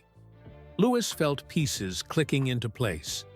The hidden room's renovation, the preserved attic, the careful matching of original designs, all had required inside knowledge. You helped prepare the house, Louis realized. You worked with the developers before I purchased it. Jonathan nodded. I had to ensure the attic remained, ensure certain details stayed perfect. The Hartridges owned this house for 3 generations. I couldn't let our family's connection to yours disappear. The racing set is still here too, Jonathan added, in the study. Mom kept it all this time, the exact one we played with in 1992. May I see it? Louis asked. Of course. Come on. They walked to the study together, the room where Carmen had once vacuumed while young Louis played with cars. Now it served as Louis's private office, but in the corner sat the restored racing set, complete with original controllers. Louis knelt beside it, touching the familiar plastic track. I remember this track layout perfectly. Turn 3 always had the best overtaking spot. You beat me every time after that first day, Jonathan recalled fondly. Drove me mad with envy and admiration. The toy car from the attic, Louis said, standing. The one Mrs. Hartridge saved. You knew about it? Of course. Mom kept it in her private study, wrapped in velvet. Said it represented the moment she recognized your talent. Jonathan smiled. She wasn't wrong. Carmen had been quiet, processing everything. Now she spoke. All these years, you've been protecting our story. It deserved protection, Jonathan said simply. How your strength carried your family forward, how this house witnessed the beginning of something extraordinary, how love and dreams transformed into global achievement. He looked around the study. My parents are both gone now. Thomas teaches at Oxford, rarely leaves. Elizabeth lives in France with her children. This house, it belongs with people who understand its power. We found your old promise, Louis interjected, in the attic. When you told my mom you'd race me again? Jonathan laughed. I still have those controllers. Brought them from Australia. Thought maybe, well, I hoped we might race once more, for old time's sake. Now, Lewis asked, grinning. Unless you're too important for old friends, Jonathan teased. They set up the track while Carmen watched, smiling through tears. As the controllers connected and the cars hummed to life, time seemed to bend. 29 years dissolved into memory, and for a moment, they were just boys playing with toys again. I always wondered, Jonathan said, as they positioned their cars, if I'd been nicer to you that first day, given you the controller immediately, would you have chosen a different path? No, Lewis responded immediately. The kindness you showed me, the way you shared without hesitation, treated me as an equal, that shaped everything. You showed me what was possible. Your mother shaped what was possible, Jonathan corrected. We just provided the tools. As they raced, Carmen realized the final piece of her secret had been revealed. The Hartridges hadn't just supported her, they'd actively worked to keep her alive. To save the mother who could raise the champion they'd recognized in her 3-year-old son. The past and present merged in the study that Sunday afternoon. 2 champions playing with toy cars, one achieving global fame, the other choosing a quieter success, both shaped by a house that had kept its promise of possibility. When the race ended, Lewis still winning, but only by half a lap, Jonathan stood and extended his hand again. Thank you for buying this place, for keeping the story alive. Thank you for preserving it, Lewis replied, and for coming today, for helping my mom understand how much your family truly cared. There's one last thing, Jonathan said hesitantly. If you'd consider it, my daughter is 9. She loves racing. Maybe sometime. Bring her by, Lewis said immediately. Let's keep the tradition going. As Jonathan prepared to leave, Carmen touched his arm. The money your father left. We can't accept it. Actually, you don't have a choice, Jonathan smiled. It's already transferred. Dad's solicitor has been tracking Lewis's career. The moment he won his first championship, the funds were secured. Consider it an investment that finally paid off. Jonathan, Carmen said, voice thick with emotion. Your parents saved my life. No, Jonathan replied gently. You saved theirs. Do you know what Mom called you? The woman who brought racing back to the Hartridge house. Dad was ready to sell after his crash. Your dreams revived his. Your son kept the passion alive. As they watched Jonathan drive away, Carmen turned to Lewis. You never asked about the money? Why? Because Mr. Hartridge gave us something worth more than £2 million. He gave us belief. Lewis put his arm around her shoulders. And today, you gave me understanding.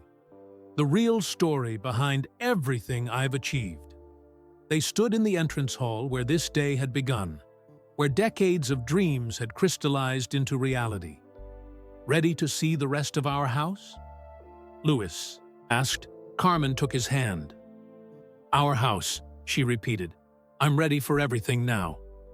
They toured the house room by room, but this time with complete honesty between them.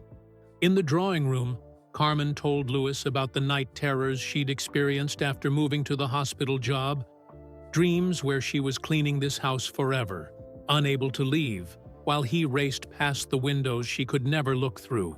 I'd wake up sweating, she admitted, touching the restored crown molding, convinced I'd made the wrong choice leaving here, but then I'd check on you sleeping, see your racing magazines scattered on the floor, and know we'd chosen right. Bartetruhen, the kitchen. Lewis confessed his own secrets. That period after my first championship, when you thought I was just exhausted from touring, I was battling panic attacks. The pressure of being first black driver to win, youngest champion ever. The weight of representation. Why didn't you tell me? Same reason you didn't tell me about that window. I thought I needed to be strong for you, for everyone who saw me as proof that dreams come true. They moved to the dining room where crystal gleamed in the afternoon light. Carmen ran her hand along the table where she'd once polished silver. I started therapy that winter, Louis continued. Called you once from the car outside my first session. Made up some story about being stuck in traffic. Just needed to hear your voice before walking in. And now? Better. Much better. Knowing you fought similar battles, it helps. Louis pulled out a chair for her. Let's sit. There's something I want to propose. Carmen settled into the antique chair as Louis paced thoughtfully. This house saved your life, he began. The Hartridges gave you hope when you had none. So I've been thinking, what if we paid that forward? How? A foundation. Based here, in this house. Louis's voice grew animated. Support for single mothers struggling with racing kid dreams, mental health resources, scholarships, equipment grants, everything you needed when you were young. Carmen's eyes widened. Using this house? Using this house, my platform, everything we've learned. The Carmen Hamilton Foundation for Young Racing Families? Louis sat opposite her. You'd run it, of course. Your experience, your understanding of what families truly need. I wouldn't know where to start. You would, though. You've lived it. You know the late nights, the impossible choices, the moments when giving up seems logical. Louis reached across the table. And now you know that those dark moments can transform into purpose. They discussed details for hours. The morning room would become an office. The library would house resources.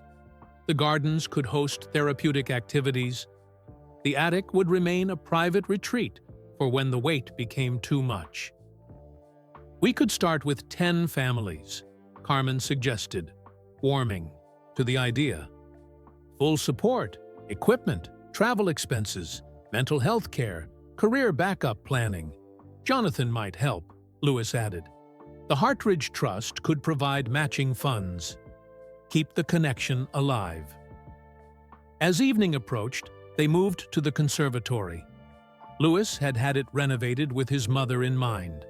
Glass ceiling for stargazing, temperature control for year-round comfort, plants that would remind her of the gardens she'd once cleaned. Remember that last conversation with Mrs. Hartridge? Carmen asked. She said the house's real value was in the people caring for it. We're making that literal now. We're making it personal, Louis corrected. Every family we help will inherit what the Hartridges gave us, belief in impossible things. They returned to the master bedroom as twilight painted the garden pink and gold. Standing at the window where so much had happened, Carmen touched the edge of the seat Louis had installed. I never finished telling you about that dark morning, she said quietly. After stepping back from the window, after choosing to fight instead of flight. You don't have to. I want to. Carmen sat on the window seat. I sat here on the floor, right where we are now, exhausted from crying. And in that silence I heard something impossible. The sound of a race car in the distance. On a Tuesday morning in Surrey? Carmen smiled at the memory. It was the gardener's leaf blower.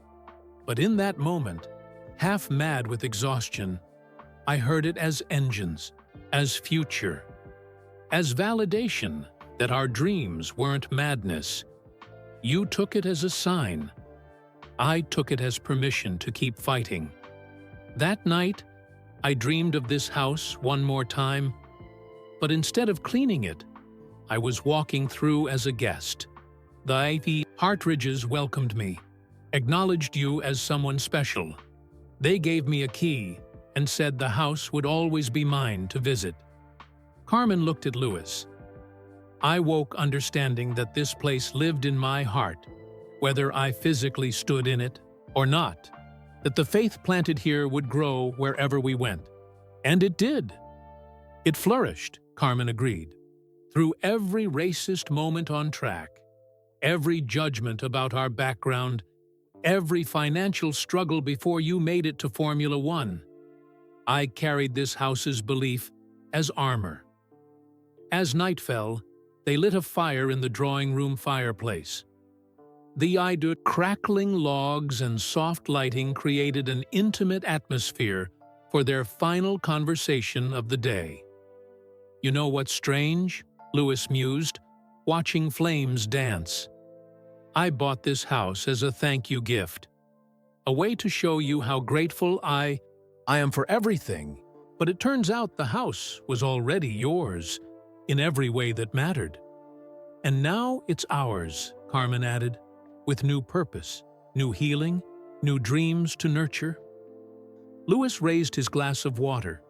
They'd both decided against alcohol tonight, wanting clarity for such an emotional day. To the house that saved us both. To second chances. To impossible dreams making themselves real. Carmen clinked her glass against his. To perfect circles closing. To secrets surrendered. To loving boldly despite fear. They sat in comfortable silence, watching fire shadows play across walls that had witnessed their transformation from desperate young mother and brilliant child to global success story and supportive family.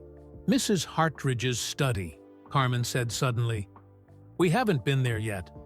The room where she made most of her important decisions about us. We have time. We have all the time in the world now. No, Carmen stood. Tonight, while everything feels possible. I need to see it one more time. The study was exactly as the Hartridges had left it, down to the leather chairs and mahogany desk. Behind glass, the restored racing trophies gleamed. Mr. Hartridge's modest victories, alongside space for Louis's growing collection. Carmen walked to the desk, running her fingers along the surface where Mrs. Hartridge had written letters, made charitable decisions, planned their futures. She sat here the morning after our first conversation about your talent, Carmen remembered. Called someone. I only heard fragments while dusting. But she was saying, Patrick, I found him. The boy you've been waiting to help. He's special. They planned for years, Louis realized.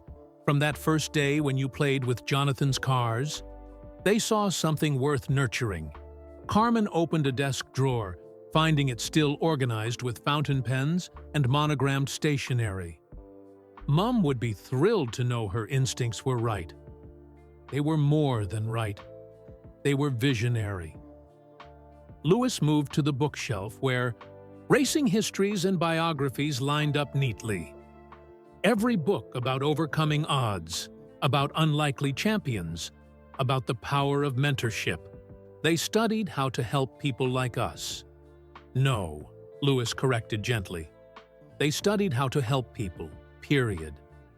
It just happened that people like us needed help. They were uniquely positioned to give. Carmen moved to the window. From here, you could see the tennis courts and part of the racing circuit Jonathan had drawn in chalk years ago. In the distance, security lights marked the property's boundaries. I need to tell you one last thing about that dark morning, she said.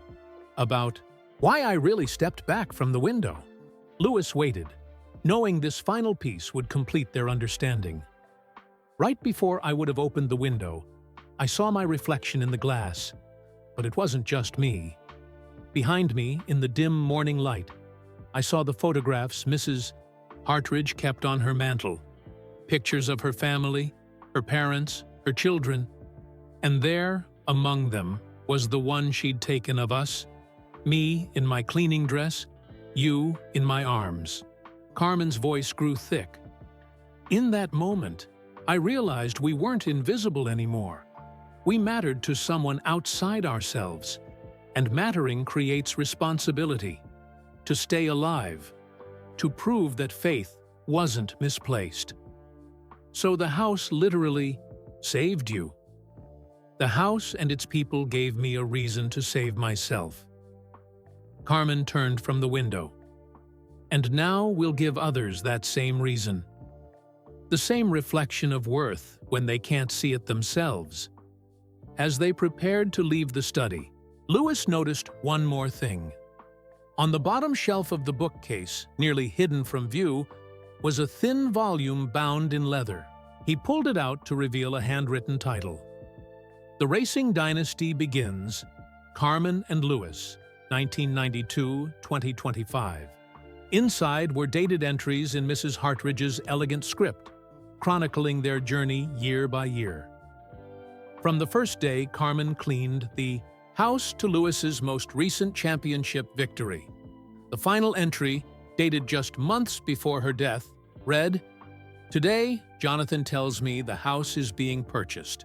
The estate agent reports extraordinary conditions, preservation of all historical elements, restoration of original features, respect for the home's spirit.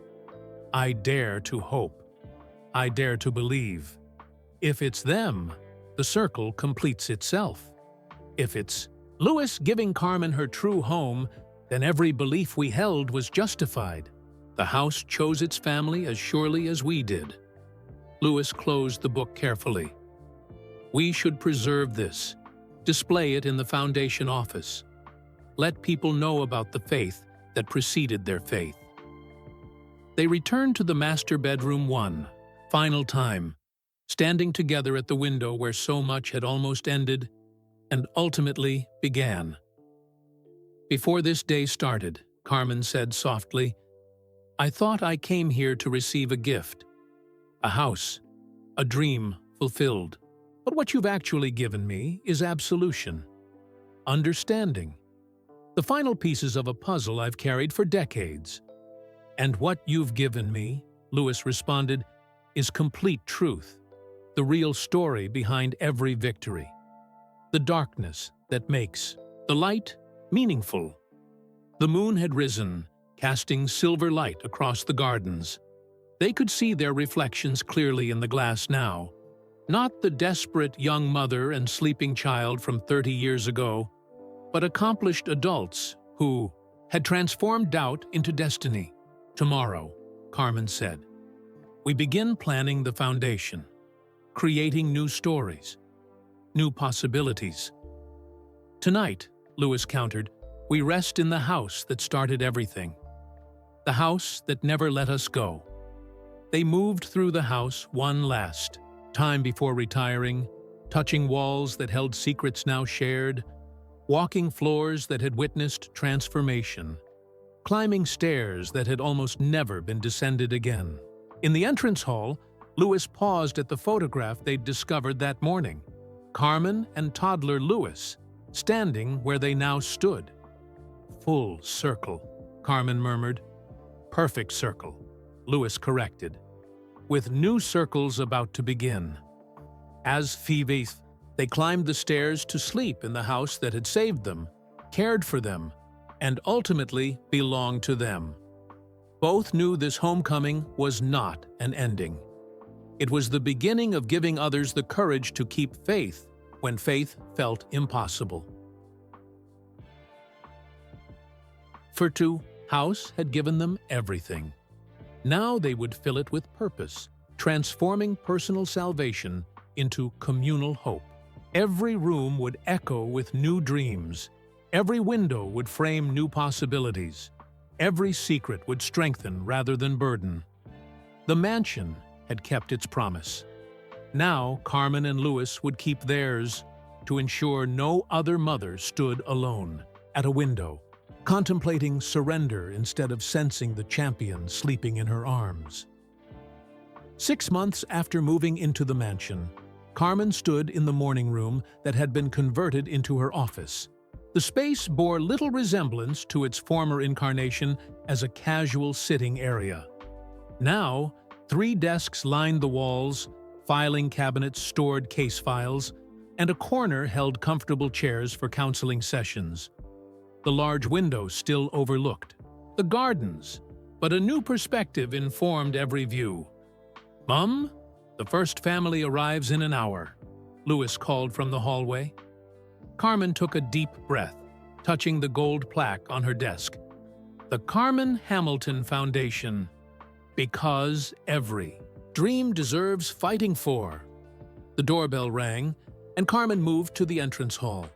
Through the glass panels, she could see their first family, Maria Santos, a single mother from Manchester, with her 8-year-old daughter Isabella. The girl pressed her face against the door, eyes wide at the mansion's grandeur. Louis opened the door with practiced warmth. "Welcome to what we hope becomes your second home." Isabella clutched a small toy car, a beat-up Hot Wheels Ferrari. Carmen felt time collapse, seeing herself 30 years ago, watching Louis play with similar toys on these very floors. "Isabella loves racing," Maria said softly, her English heavily accented. "But we cannot afford anything, really." "We know," Carmen said, kneeling to the child's level. "Tell me about your car." Isabella's eyes lit up. "It's my Ferrari. Mama found it at charity shop. I pretend I'm driving fast, like Lewis Hamilton." "Would you like to see where Louis used to play with cars exactly like yours?" Carmen asked. She led them to the drawing room, now arranged with comfortable seating and educational racing materials. Jonathan's vintage racing set, the very one Louis had mastered years ago, took pride of place on a low table. "This is where Louis first learned to race," Louis explained, connecting the controllers. "I was about your age," Isabella's gasp echoed through the room. Within minutes, she was racing with natural skill that made Louis and Carmen exchange meaningful glances. "She's exceptional," Louis murmured to Carmen, while Isabella focused intensely on navigating the track. "Like someone else I knew," Carmen replied. Over tea, now served to guests rather than staff, they outlined the Foundation's support plan. Full karting season coverage, travel expenses, equipment, training facilities, and, most importantly, therapy sessions for both parent and child. "Mental health support is crucial," Carmen explained to Maria. "The pressure on single mothers raising racing children can be overwhelming.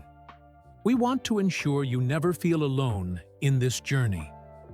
Maria's eyes filled with tears. "No one has ever." "Thank you, both of you." After they left, promising to return the following day for Isabella's first assessment session, Carmen and Louis sat in the entrance hall. "Watching Isabella with those cars," Louis mused, "it was like watching my younger self. The same intensity, the same natural understanding of racing lines." "But you're changing her story from the beginning," Carmen pointed out. "She won't have to struggle for basic equipment. Maria won't have to work 4 jobs.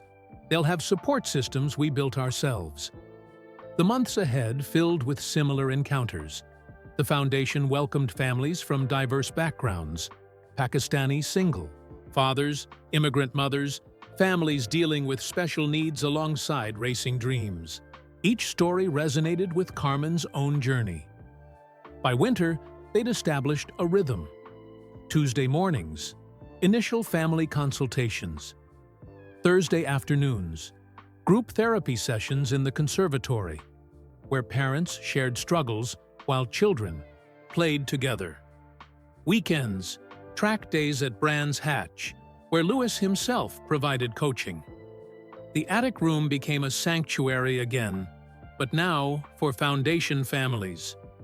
Carmen had furnished it with comfortable seating, books about overcoming adversity, and a private space where mothers could be honest about their fears. "I nearly gave up last week," admitted Claire Thompson, a widow raising 10-year-old twins who both showed racing promise. They sat in the attic's window seat, exactly where Carmen had once contemplated surrender. The boys needed new helmets, and the rent was due. I stood in our kitchen, counting coins, wondering if I was being ridiculous. Carmen listened, understanding completely. What kept you going? This place. Claire gestured around the attic. Knowing you fought the same battles. Knowing you won. We won because of help, Carmen corrected gently.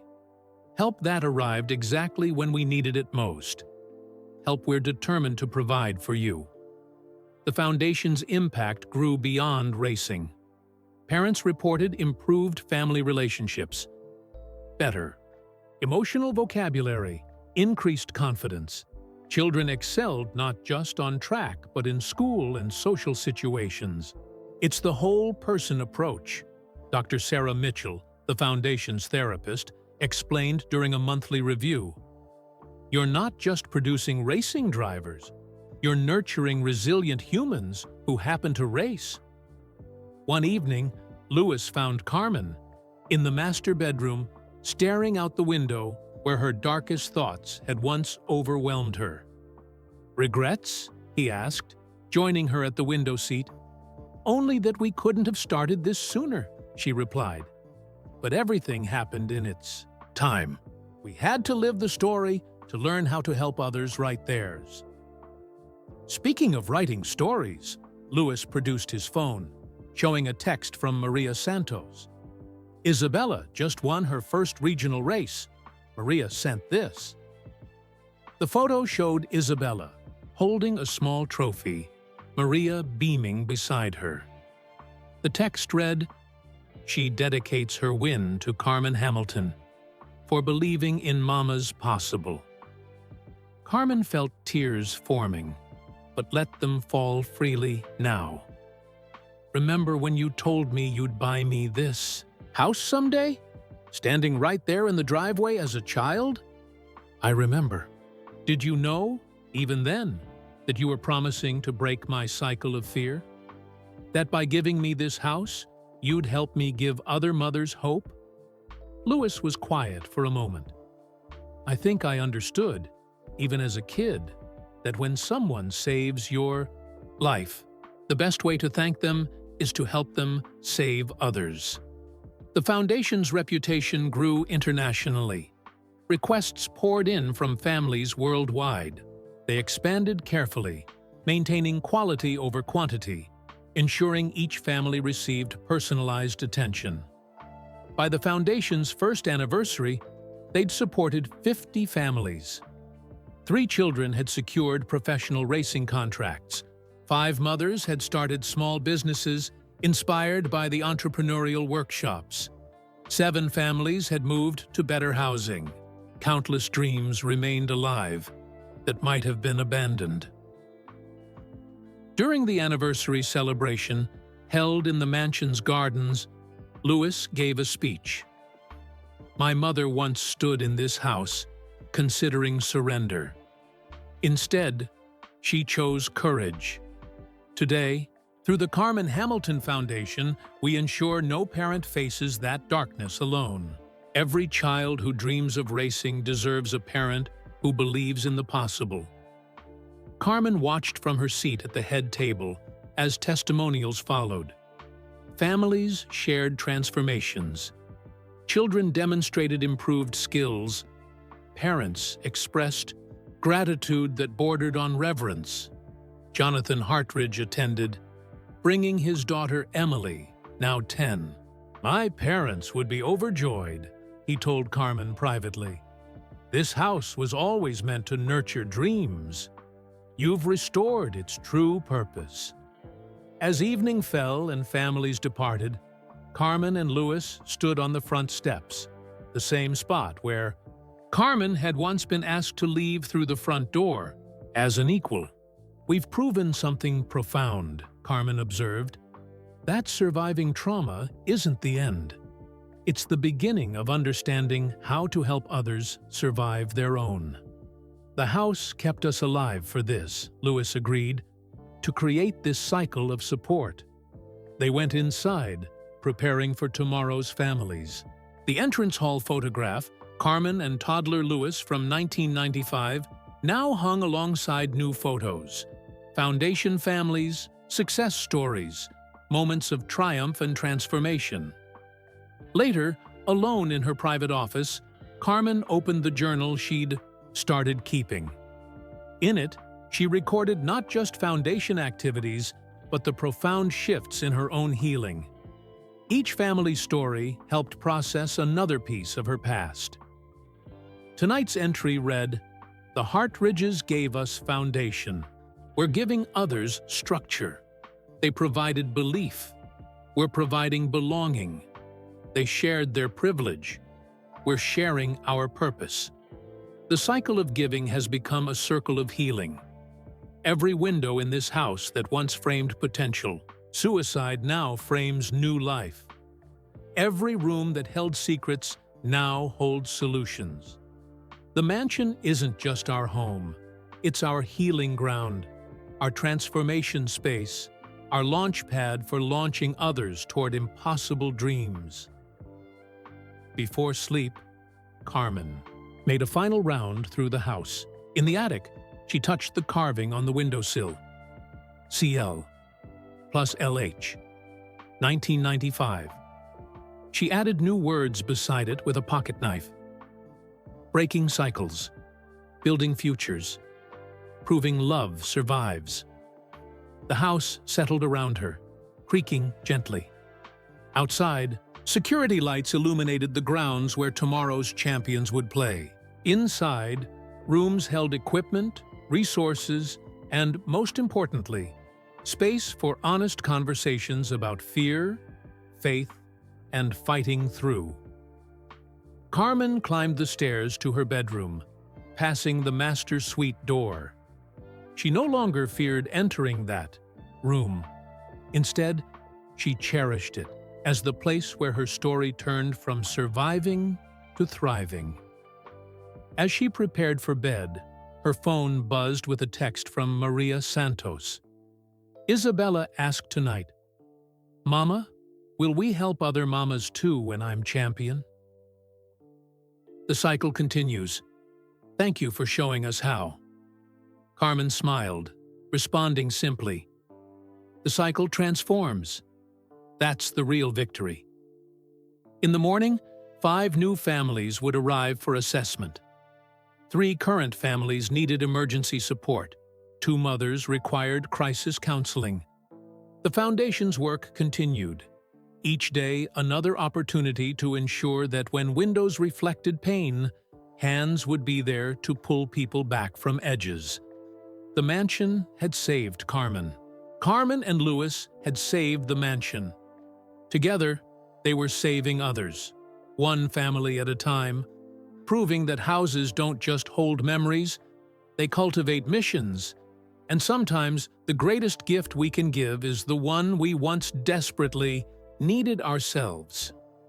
2 years after the foundation's inception, Carmen received a call that would reshape their understanding of the Hartridge legacy.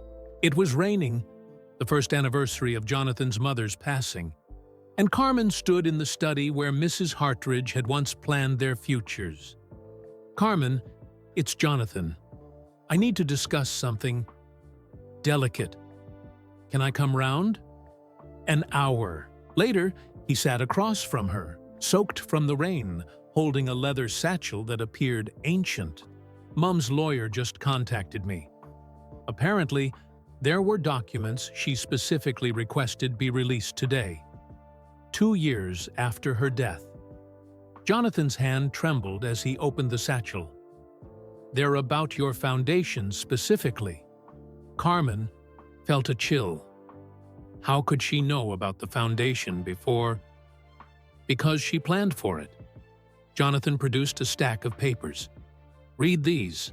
The first document was Mrs. Hartridge's will, not the official one probated, but a private addendum meant only for Carmen and Louis. To Carmen Larbalestier Hamilton and her remarkable son Louis. By now, you've taken possession of the house. I, trust you've discovered its secrets, and, knowing you both, transformed them into purpose.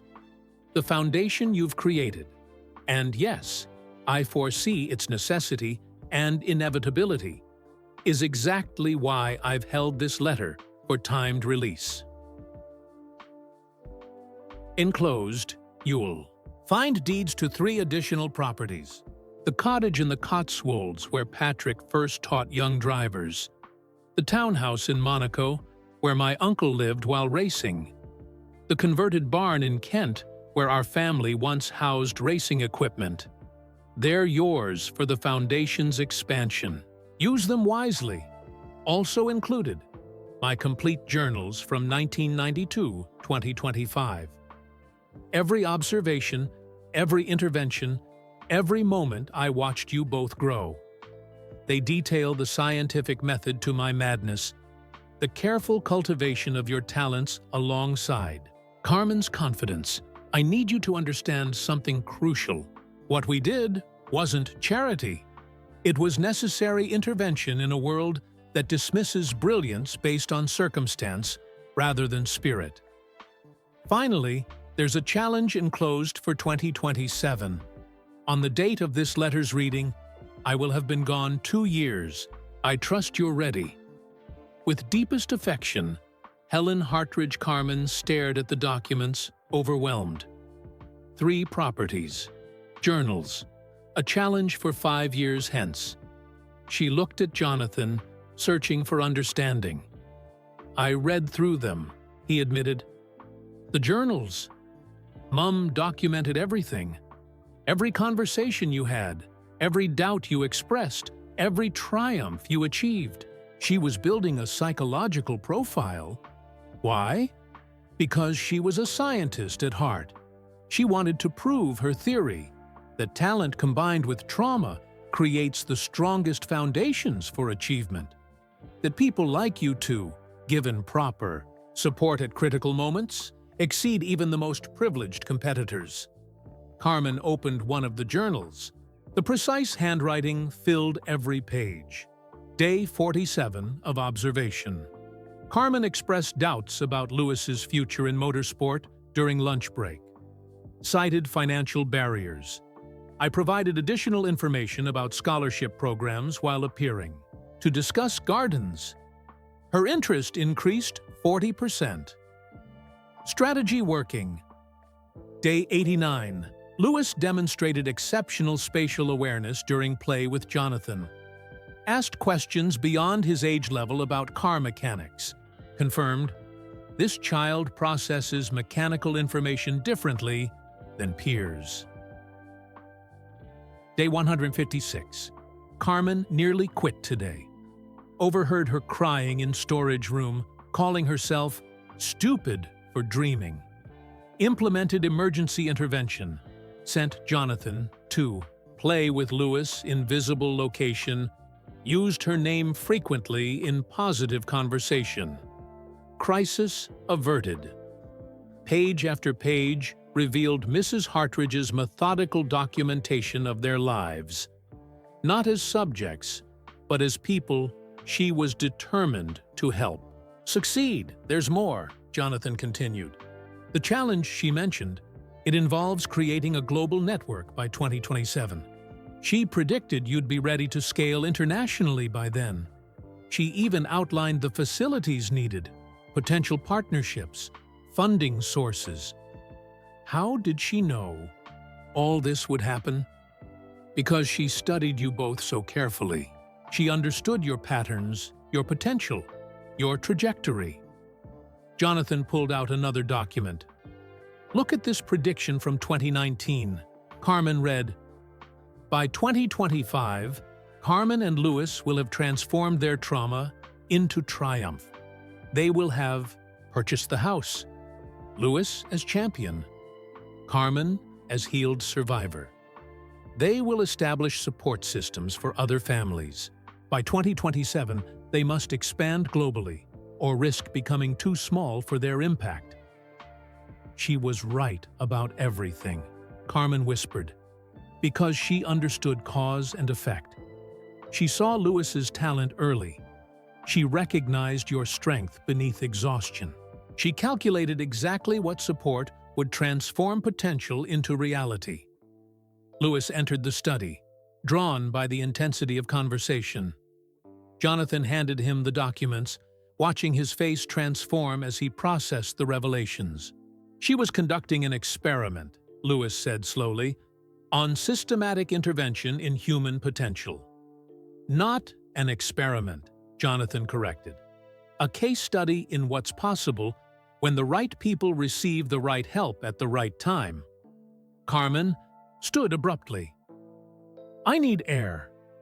She moved to the French doors, stepping into the rain without an umbrella. Jonathan and Lewis followed. "I feel manipulated," Carmen admitted, rain mixing with tears.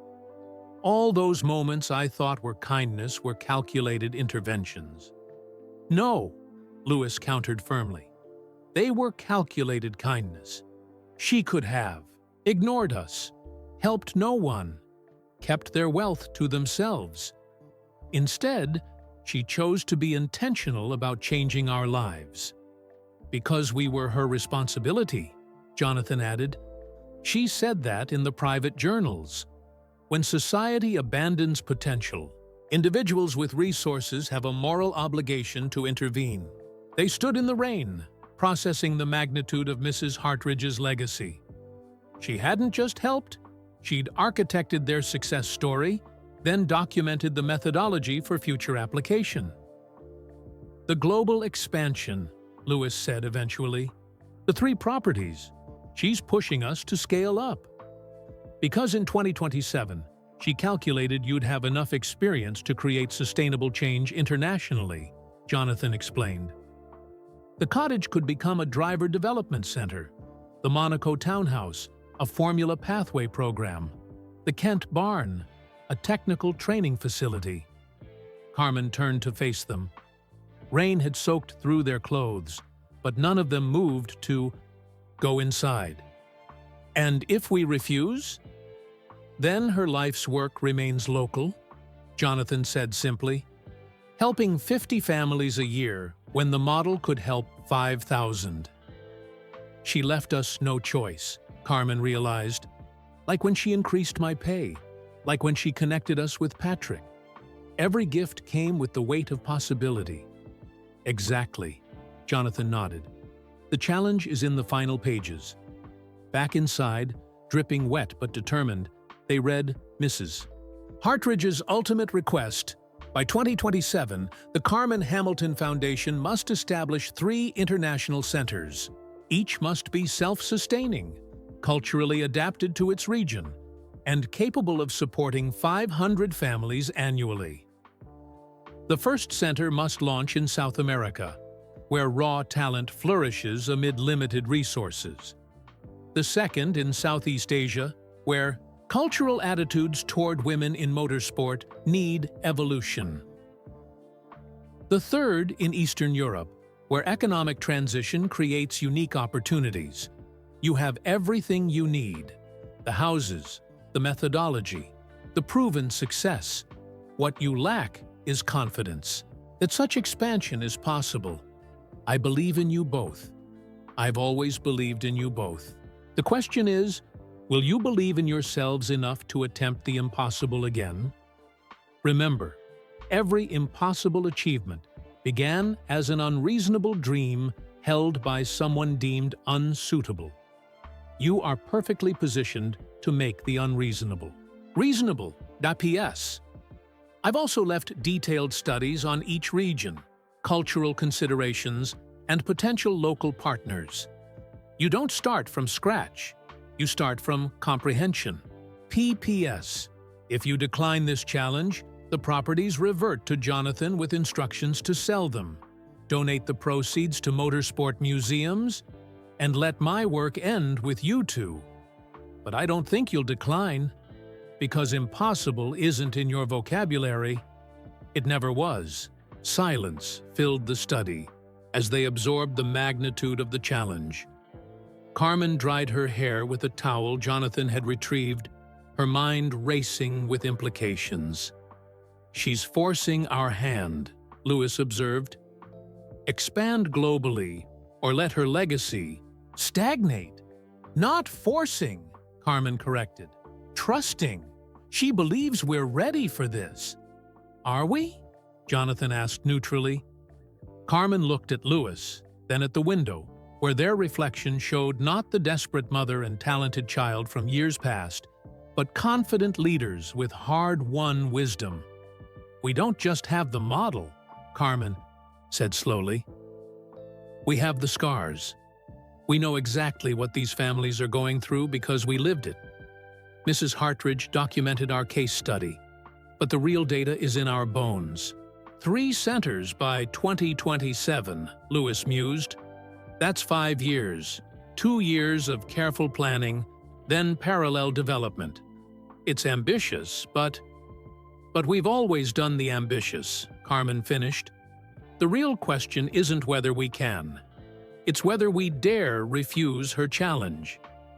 And leave money for museums while children dream without support, Jonathan added pointedly. Carmen stood taller, decision crystallizing. All right, we accept, but not just to fulfill her challenge. To prove that her methodology can transform lives globally. Lewis smiled, pride evident. When do we start? We've already started, Carmen replied. Every family we've helped here has taught us something about scaling compassion. Now we just need to expand those lessons across continents. Jonathan gathered the documents. I'll coordinate property transfers, help arrange initial site visits. My daughter Emily wants to be involved. She's studying international development at university. As he prepared to leave, Carmen stopped him at the door. Jonathan, did your mother ever doubt this would work? The whole elaborate plan? He smiled sadly. Once, I found her crying in her study 2 days before you left our employment.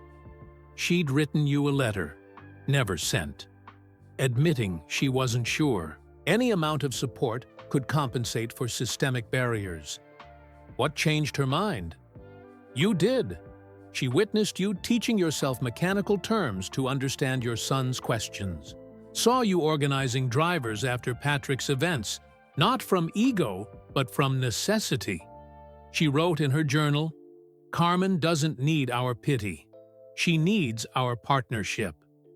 After Jonathan left, Carmen and Lewis returned to the study. Outside, the rain had stopped, leaving everything gleaming with possibility. International expansion, Lewis said, reading through initial plans. We'll need teams, translators, cultural advisors. And courage, Carmen added. The courage to fail publicly, while trying to succeed impossibly. Lewis set down the papers, looking at his mother directly. You know what's remarkable? Mrs. Hartridge never expected perfect success. Her journals don't talk about 100% success rates. They talk about meaningful impact, measurable progress, sustainable improvement. She was a realist with an optimist's heart. Like someone else I know, Lewis smiled. 3 centers by 2027, each supporting 500 families annually. That's 1,500 children getting chances they wouldn't have otherwise. Carmen opened Mrs. Hartridge's journal to a random page, reading aloud, Success isn't measured by individual achievement but by systemic change. One champion might inspire, but 50 families transformed reshape possible. 500 families challenge industries. 5,000 families redefine normal. Carmen and Lewis understand this intuitively. They just don't realize the scale of their inevitable impact yet.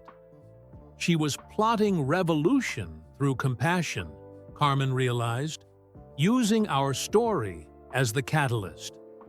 Not just our story anymore, Lewis pointed out. Every family we've helped becomes part of the expanding narrative. Their success proves the methodology works. Carmen stood one more time at the window.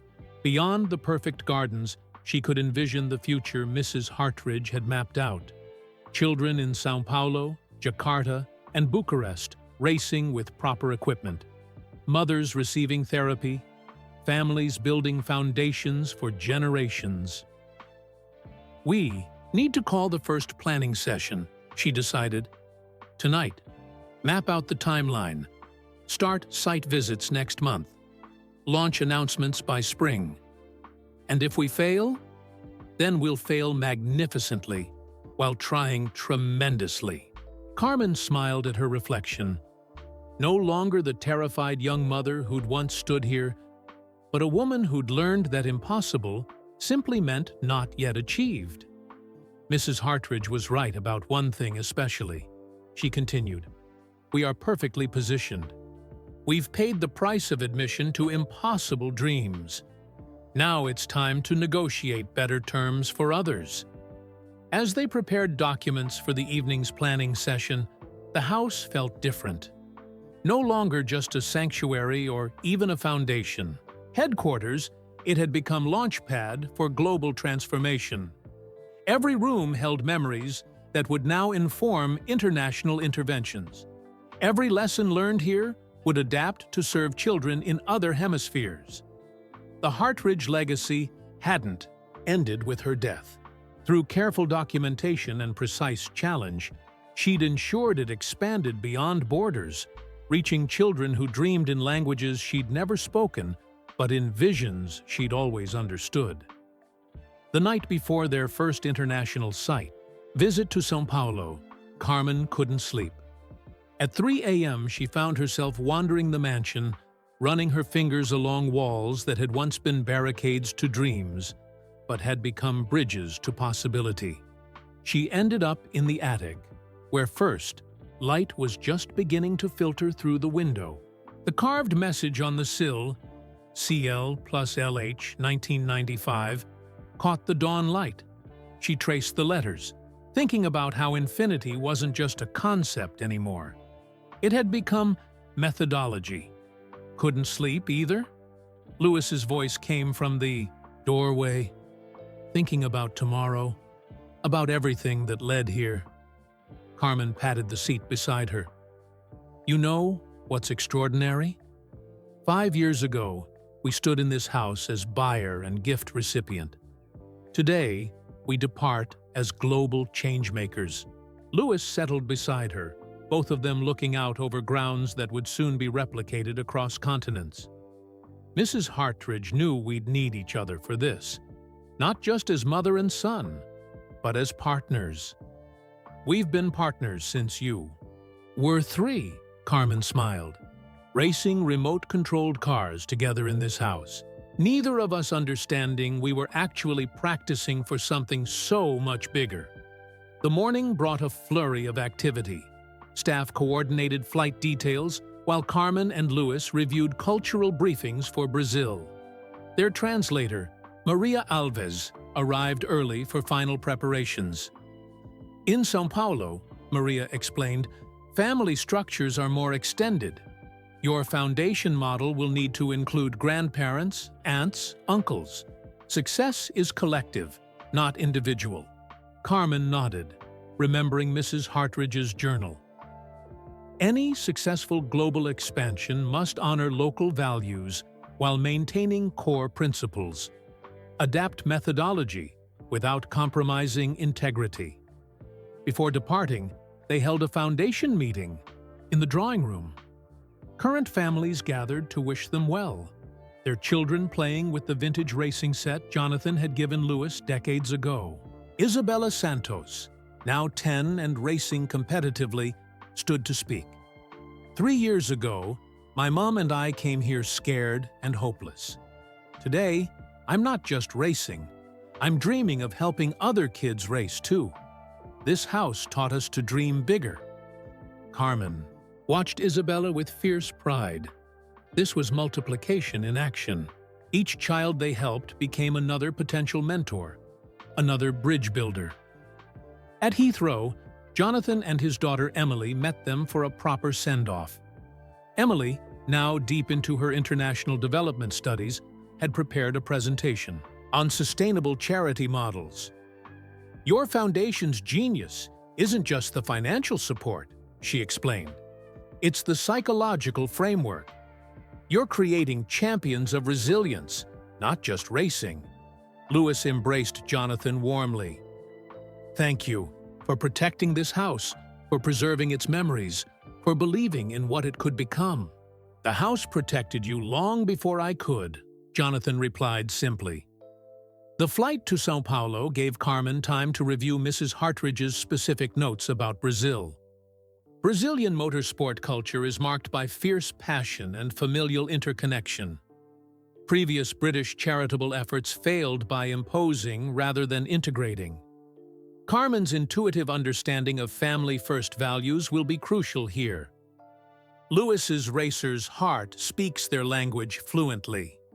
In São Paulo, their guide, Rafael Torres, a former Ayrton Senna Institute volunteer, led them through favelas where children raced homemade carts on makeshift tracks. The talent was undeniable, raw, instinctive, desperate for direction.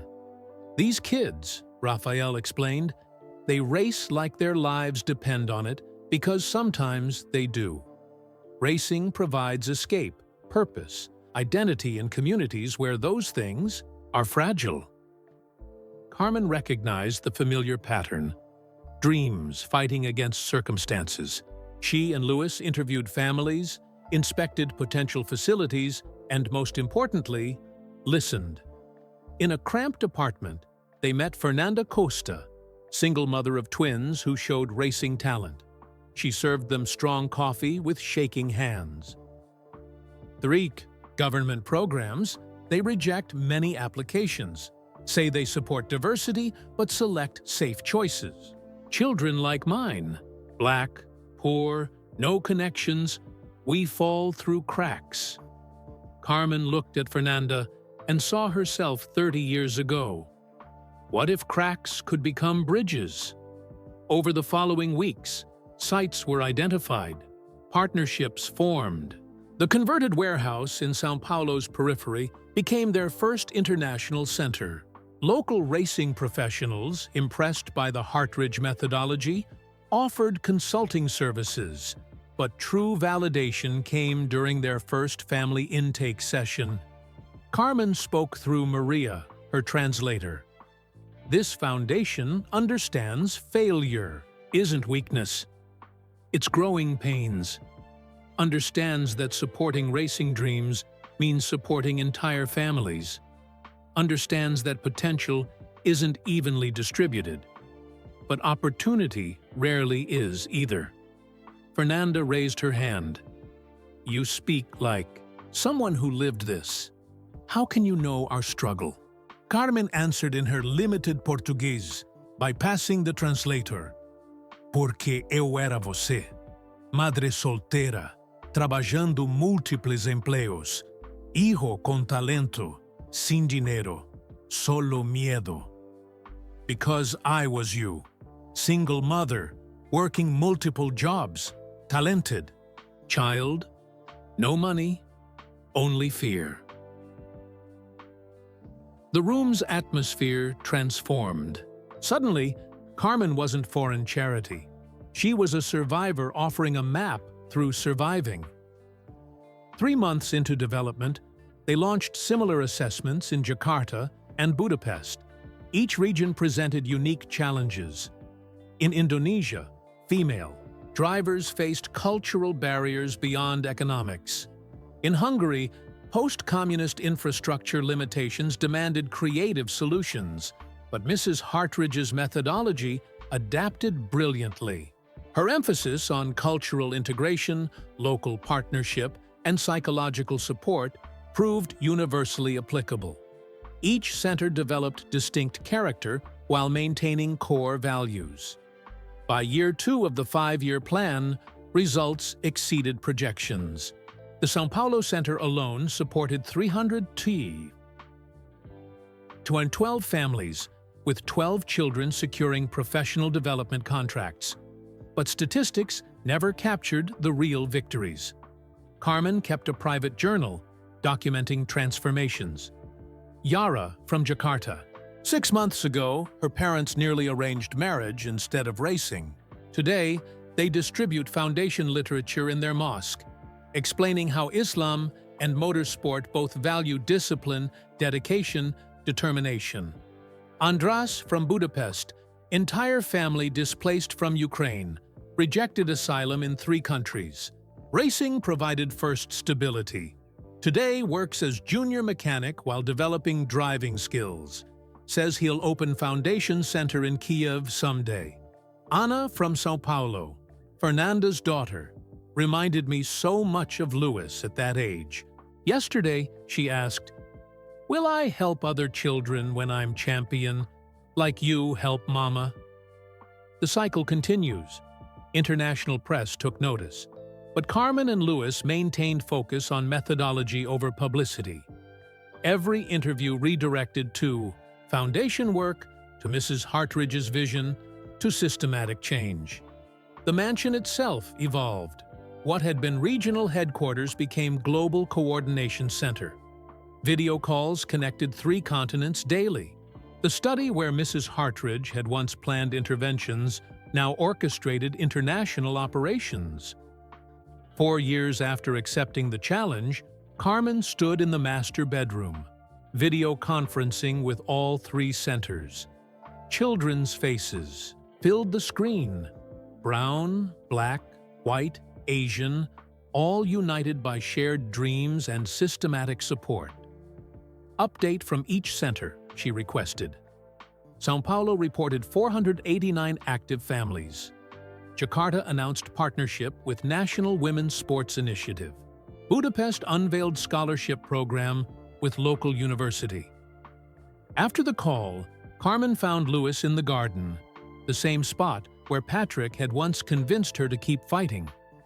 Mrs. Hartridge's challenge demanded 3 centers by 2027, she mused.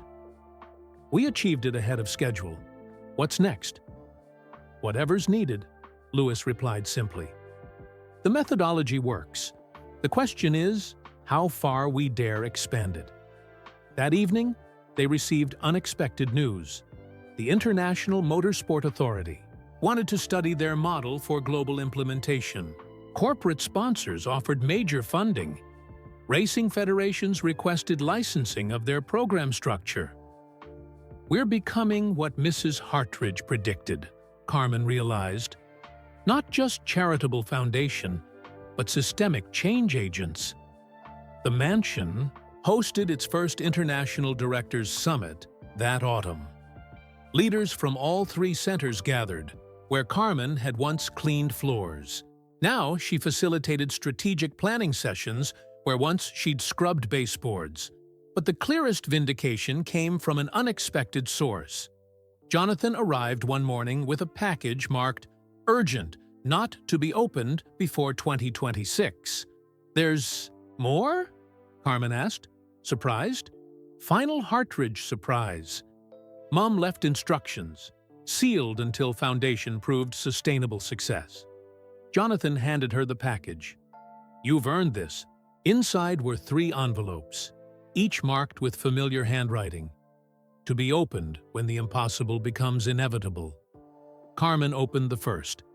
"My dearest Carmen and Lewis, if you're reading this, you've surpassed every expectation. 3 centers, supporting 1,500 families yearly. The mathematics of hope I always believed possible. But numbers tell only fraction of story. The real measure is in transformed impossibilities. Children racing who might have never sat in carts. Mothers believing who might have surrendered hope. Families thriving who might have broken. I leave you one final truth. This work doesn't end. Success creates responsibility for continuation.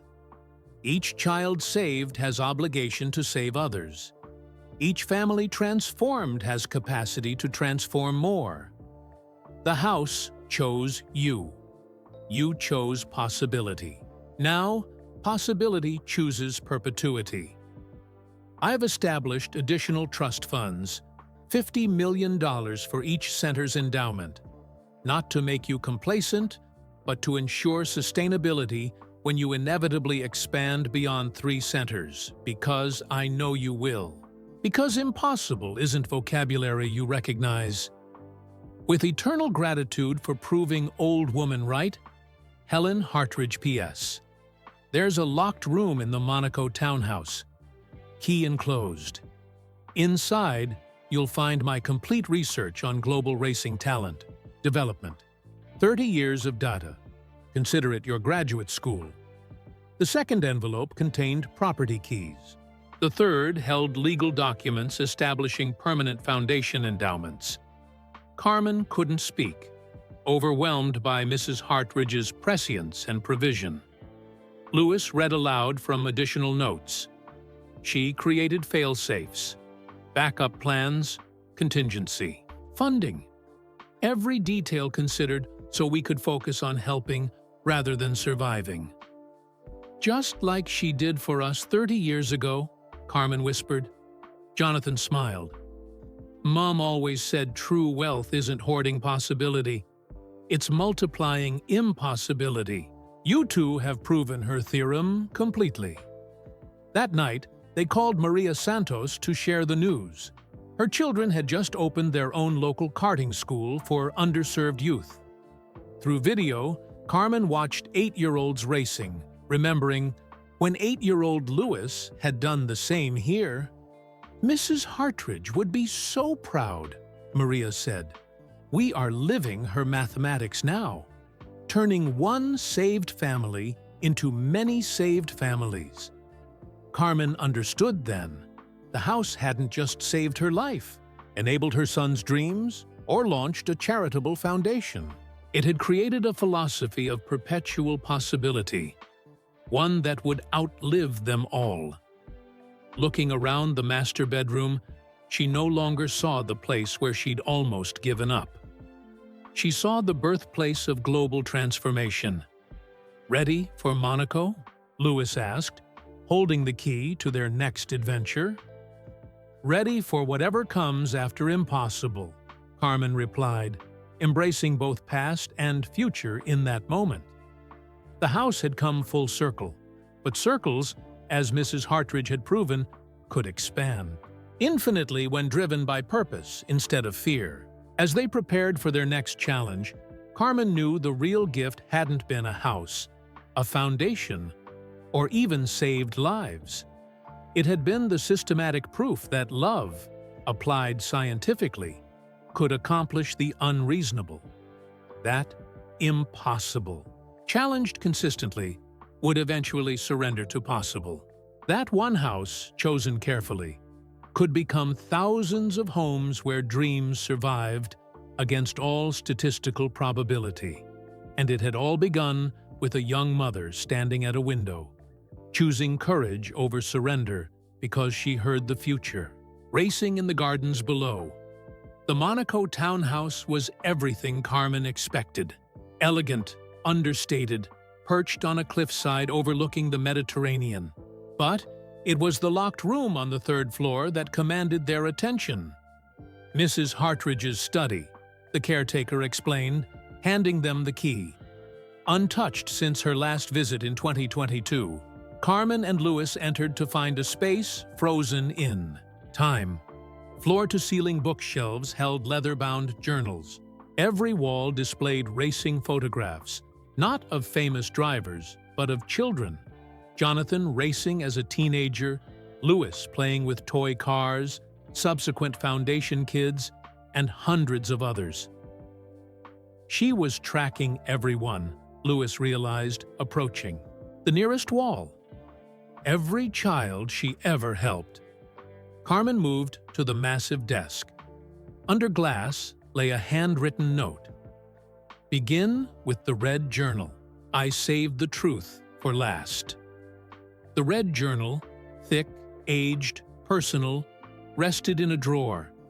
Carmen opened it with trembling hands. The first entry was dated December 15, 1991. Father asked what I feared most. I told him that the house's good fortune dies with our generation. That we hoard possibility while neighboring families drown in impossibility. He counseled, "Fear transforms through action. Today I committed, I will devote remaining years to proving wealth's highest purpose, creating unlikely champions, but methodology matters. Random charity changes little. Systematic intervention changes everything." Hypothesis: given proper support at precise moments, exceptional potential can overcome systematic disadvantage. Required: test subjects. We'll document everything. Science demands it. Conscience requires it. Subsequent entries revealed Mrs. Hartridge's methodical approach to selecting their family. Observed 3 single mothers last month at local karting track. Carmen stood apart. Didn't just watch, analyzed. Asked technical questions, took notes. Most importantly, believed absolutely in child's extraordinary ability despite overwhelming evidence against success. Carmen felt tears forming. Their selection hadn't been random kindness, but calculated choice. Day 14, Carmen arrived early, prepared lists of cleaning priorities. Efficiency above average, but most striking, brought toy cars for Louis. Child's natural spatial awareness exceptional. Confirmed, this is the family. Louis joined Carmen at the desk, reading over her shoulder. Page after page documented not just observations, but interventions.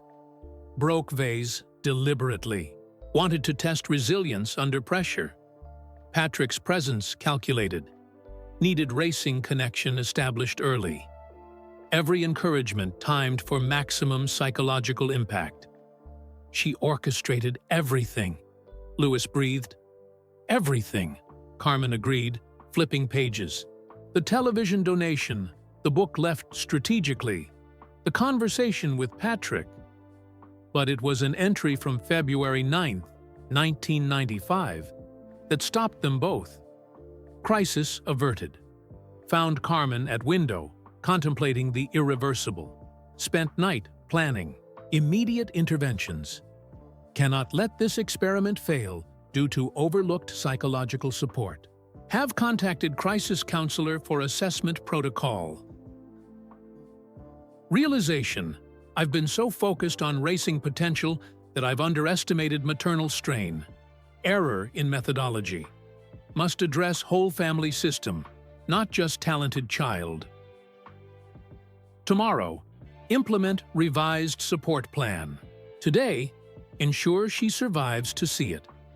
Carmen pressed the journal to her chest. She knew. She always knew. And she adjusted her entire approach based on that knowledge. Louis added, "Look at the next entries. Specific mental health research, interviews with other single mothers, psychological literature about racing parent stress." The journal entries grew more intense, more personal. Today, Carmen taught Louis about determination by cleaning same window 5 times until spotless. "Nothing worth having comes easy," she told him.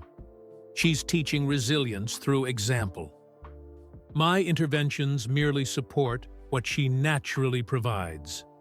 Growing certainty. This family will reshape motorsport history. My data doesn't predict. It confirms what observing them already reveals. Carmen moved to another wall, finding a timeline, tracking their parallel development. Her increasing confidence charted against Louis's racing progression. Every challenge they'd faced was documented with corresponding support interventions. Month 12, financial crisis. Solution, quiet raise plus introduction to local racing families for cost-sharing equipment. Month 18, Louis faces first racism at track. Solution, connect with diverse racing families, provide documentation about discrimination rights. Month 24, Carmen considers relocating for better job. Solution: hospital position intervention. Ensure she stays near established support systems. Shahai wasn't just helping, Lewis said slowly. She was preventing crises before they occurred. A filing cabinet yielded even more secrets. Spreadsheets compared their progress against control groups, other talented children without intervention. The data was stark. 89% of comparable talent without support systems abandoned racing within 5 years. With proper intervention, 12%. Abandonment rate. We were her proof of concept, Carmen realized. No, Lewis corrected. We were her proof of conscience. Look at this section. Ethical considerations. The journal entries shifted. Some colleagues call this social engineering. I call it social consciencing. How dare those born to privilege call intentional leveling manipulation when systematic? Inequality manipulates constantly? I merely correct the scale. People may question my motives. Let them. They don't hear desperation in talented children's voices. Don't see exhaustion in capable mothers' eyes. Don't recognize how geography and socioeconomics murder dreams daily. I weaponize wealth for wealth's destruction as exclusive gatekeeper. My work continues. The deepest revelation came in entries from her final year. Medical diagnosis confirmed. 6 months remaining. Most worry about dying. I worry about sustainability of the impossible. Have established legal mechanisms ensuring Foundation can't deviate from methodology. Have prepared Carmen and Lewis for expansion challenge. Have documented every successful intervention. But documentation isn't empowerment. They must own this methodology, adapt it, evolve it. Must transform recipients into practitioners. Final realization. True legacy isn't what I leave behind. It's who I send forward. Carmen and Lewis worked through sunset, consuming decades of research. Every doubt they'd ever harbored about deservedness vanished. Mrs. Hartridge hadn't chosen them randomly or pitied them. She'd identified precise potential that systematic support could transform. As evening fell, they discovered video files. Mrs. Hartridge had recorded messages for each major Foundation milestone. For the first international expansion, Lewis read the label. They played it. Mrs. Hartridge appeared, confident but frail. Carmen, Lewis, if you're watching this, you've launched global operations. I knew you would. Want to know how? Because I started interviewing your successor families 5 years ago. They show identical patterns, desperate potential, meeting determined denial. Her smile held secret wisdom. But here's what I couldn't write in journals. My hypothesis wasn't about racing talent. Racing was merely vehicle. My real research? Proving that exceptional parents produce exceptional children when given exceptional chances. You're not testy subjects. You're living thesis that love plus resources equals revolution. Carmen wiped tears. All those years, we thought we were receiving charity. We were demonstrating methodology, Lewis finished. Every challenge she helped us overcome became replicable solution for others. They continued exploring. One wall held rejection letters, not sent to Mrs. Hartridge, but written by her to herself. Dear Mrs. Hartridge, your request for Motorsport Foundation funding is denied. We support proven institutions, not social experiments. Regards, Traditional Philanthropy Board. Below it, her notation.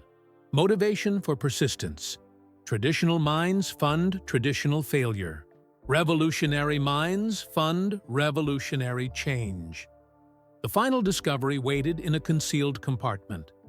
Detailed plans for 7 additional global centers, complete with cultural research, potential partnerships, funding structures. 7 more, Carmen said wonderingly. She planned for 10 total centers. Planned for permanence, Lewis corrected. Look at this master schedule.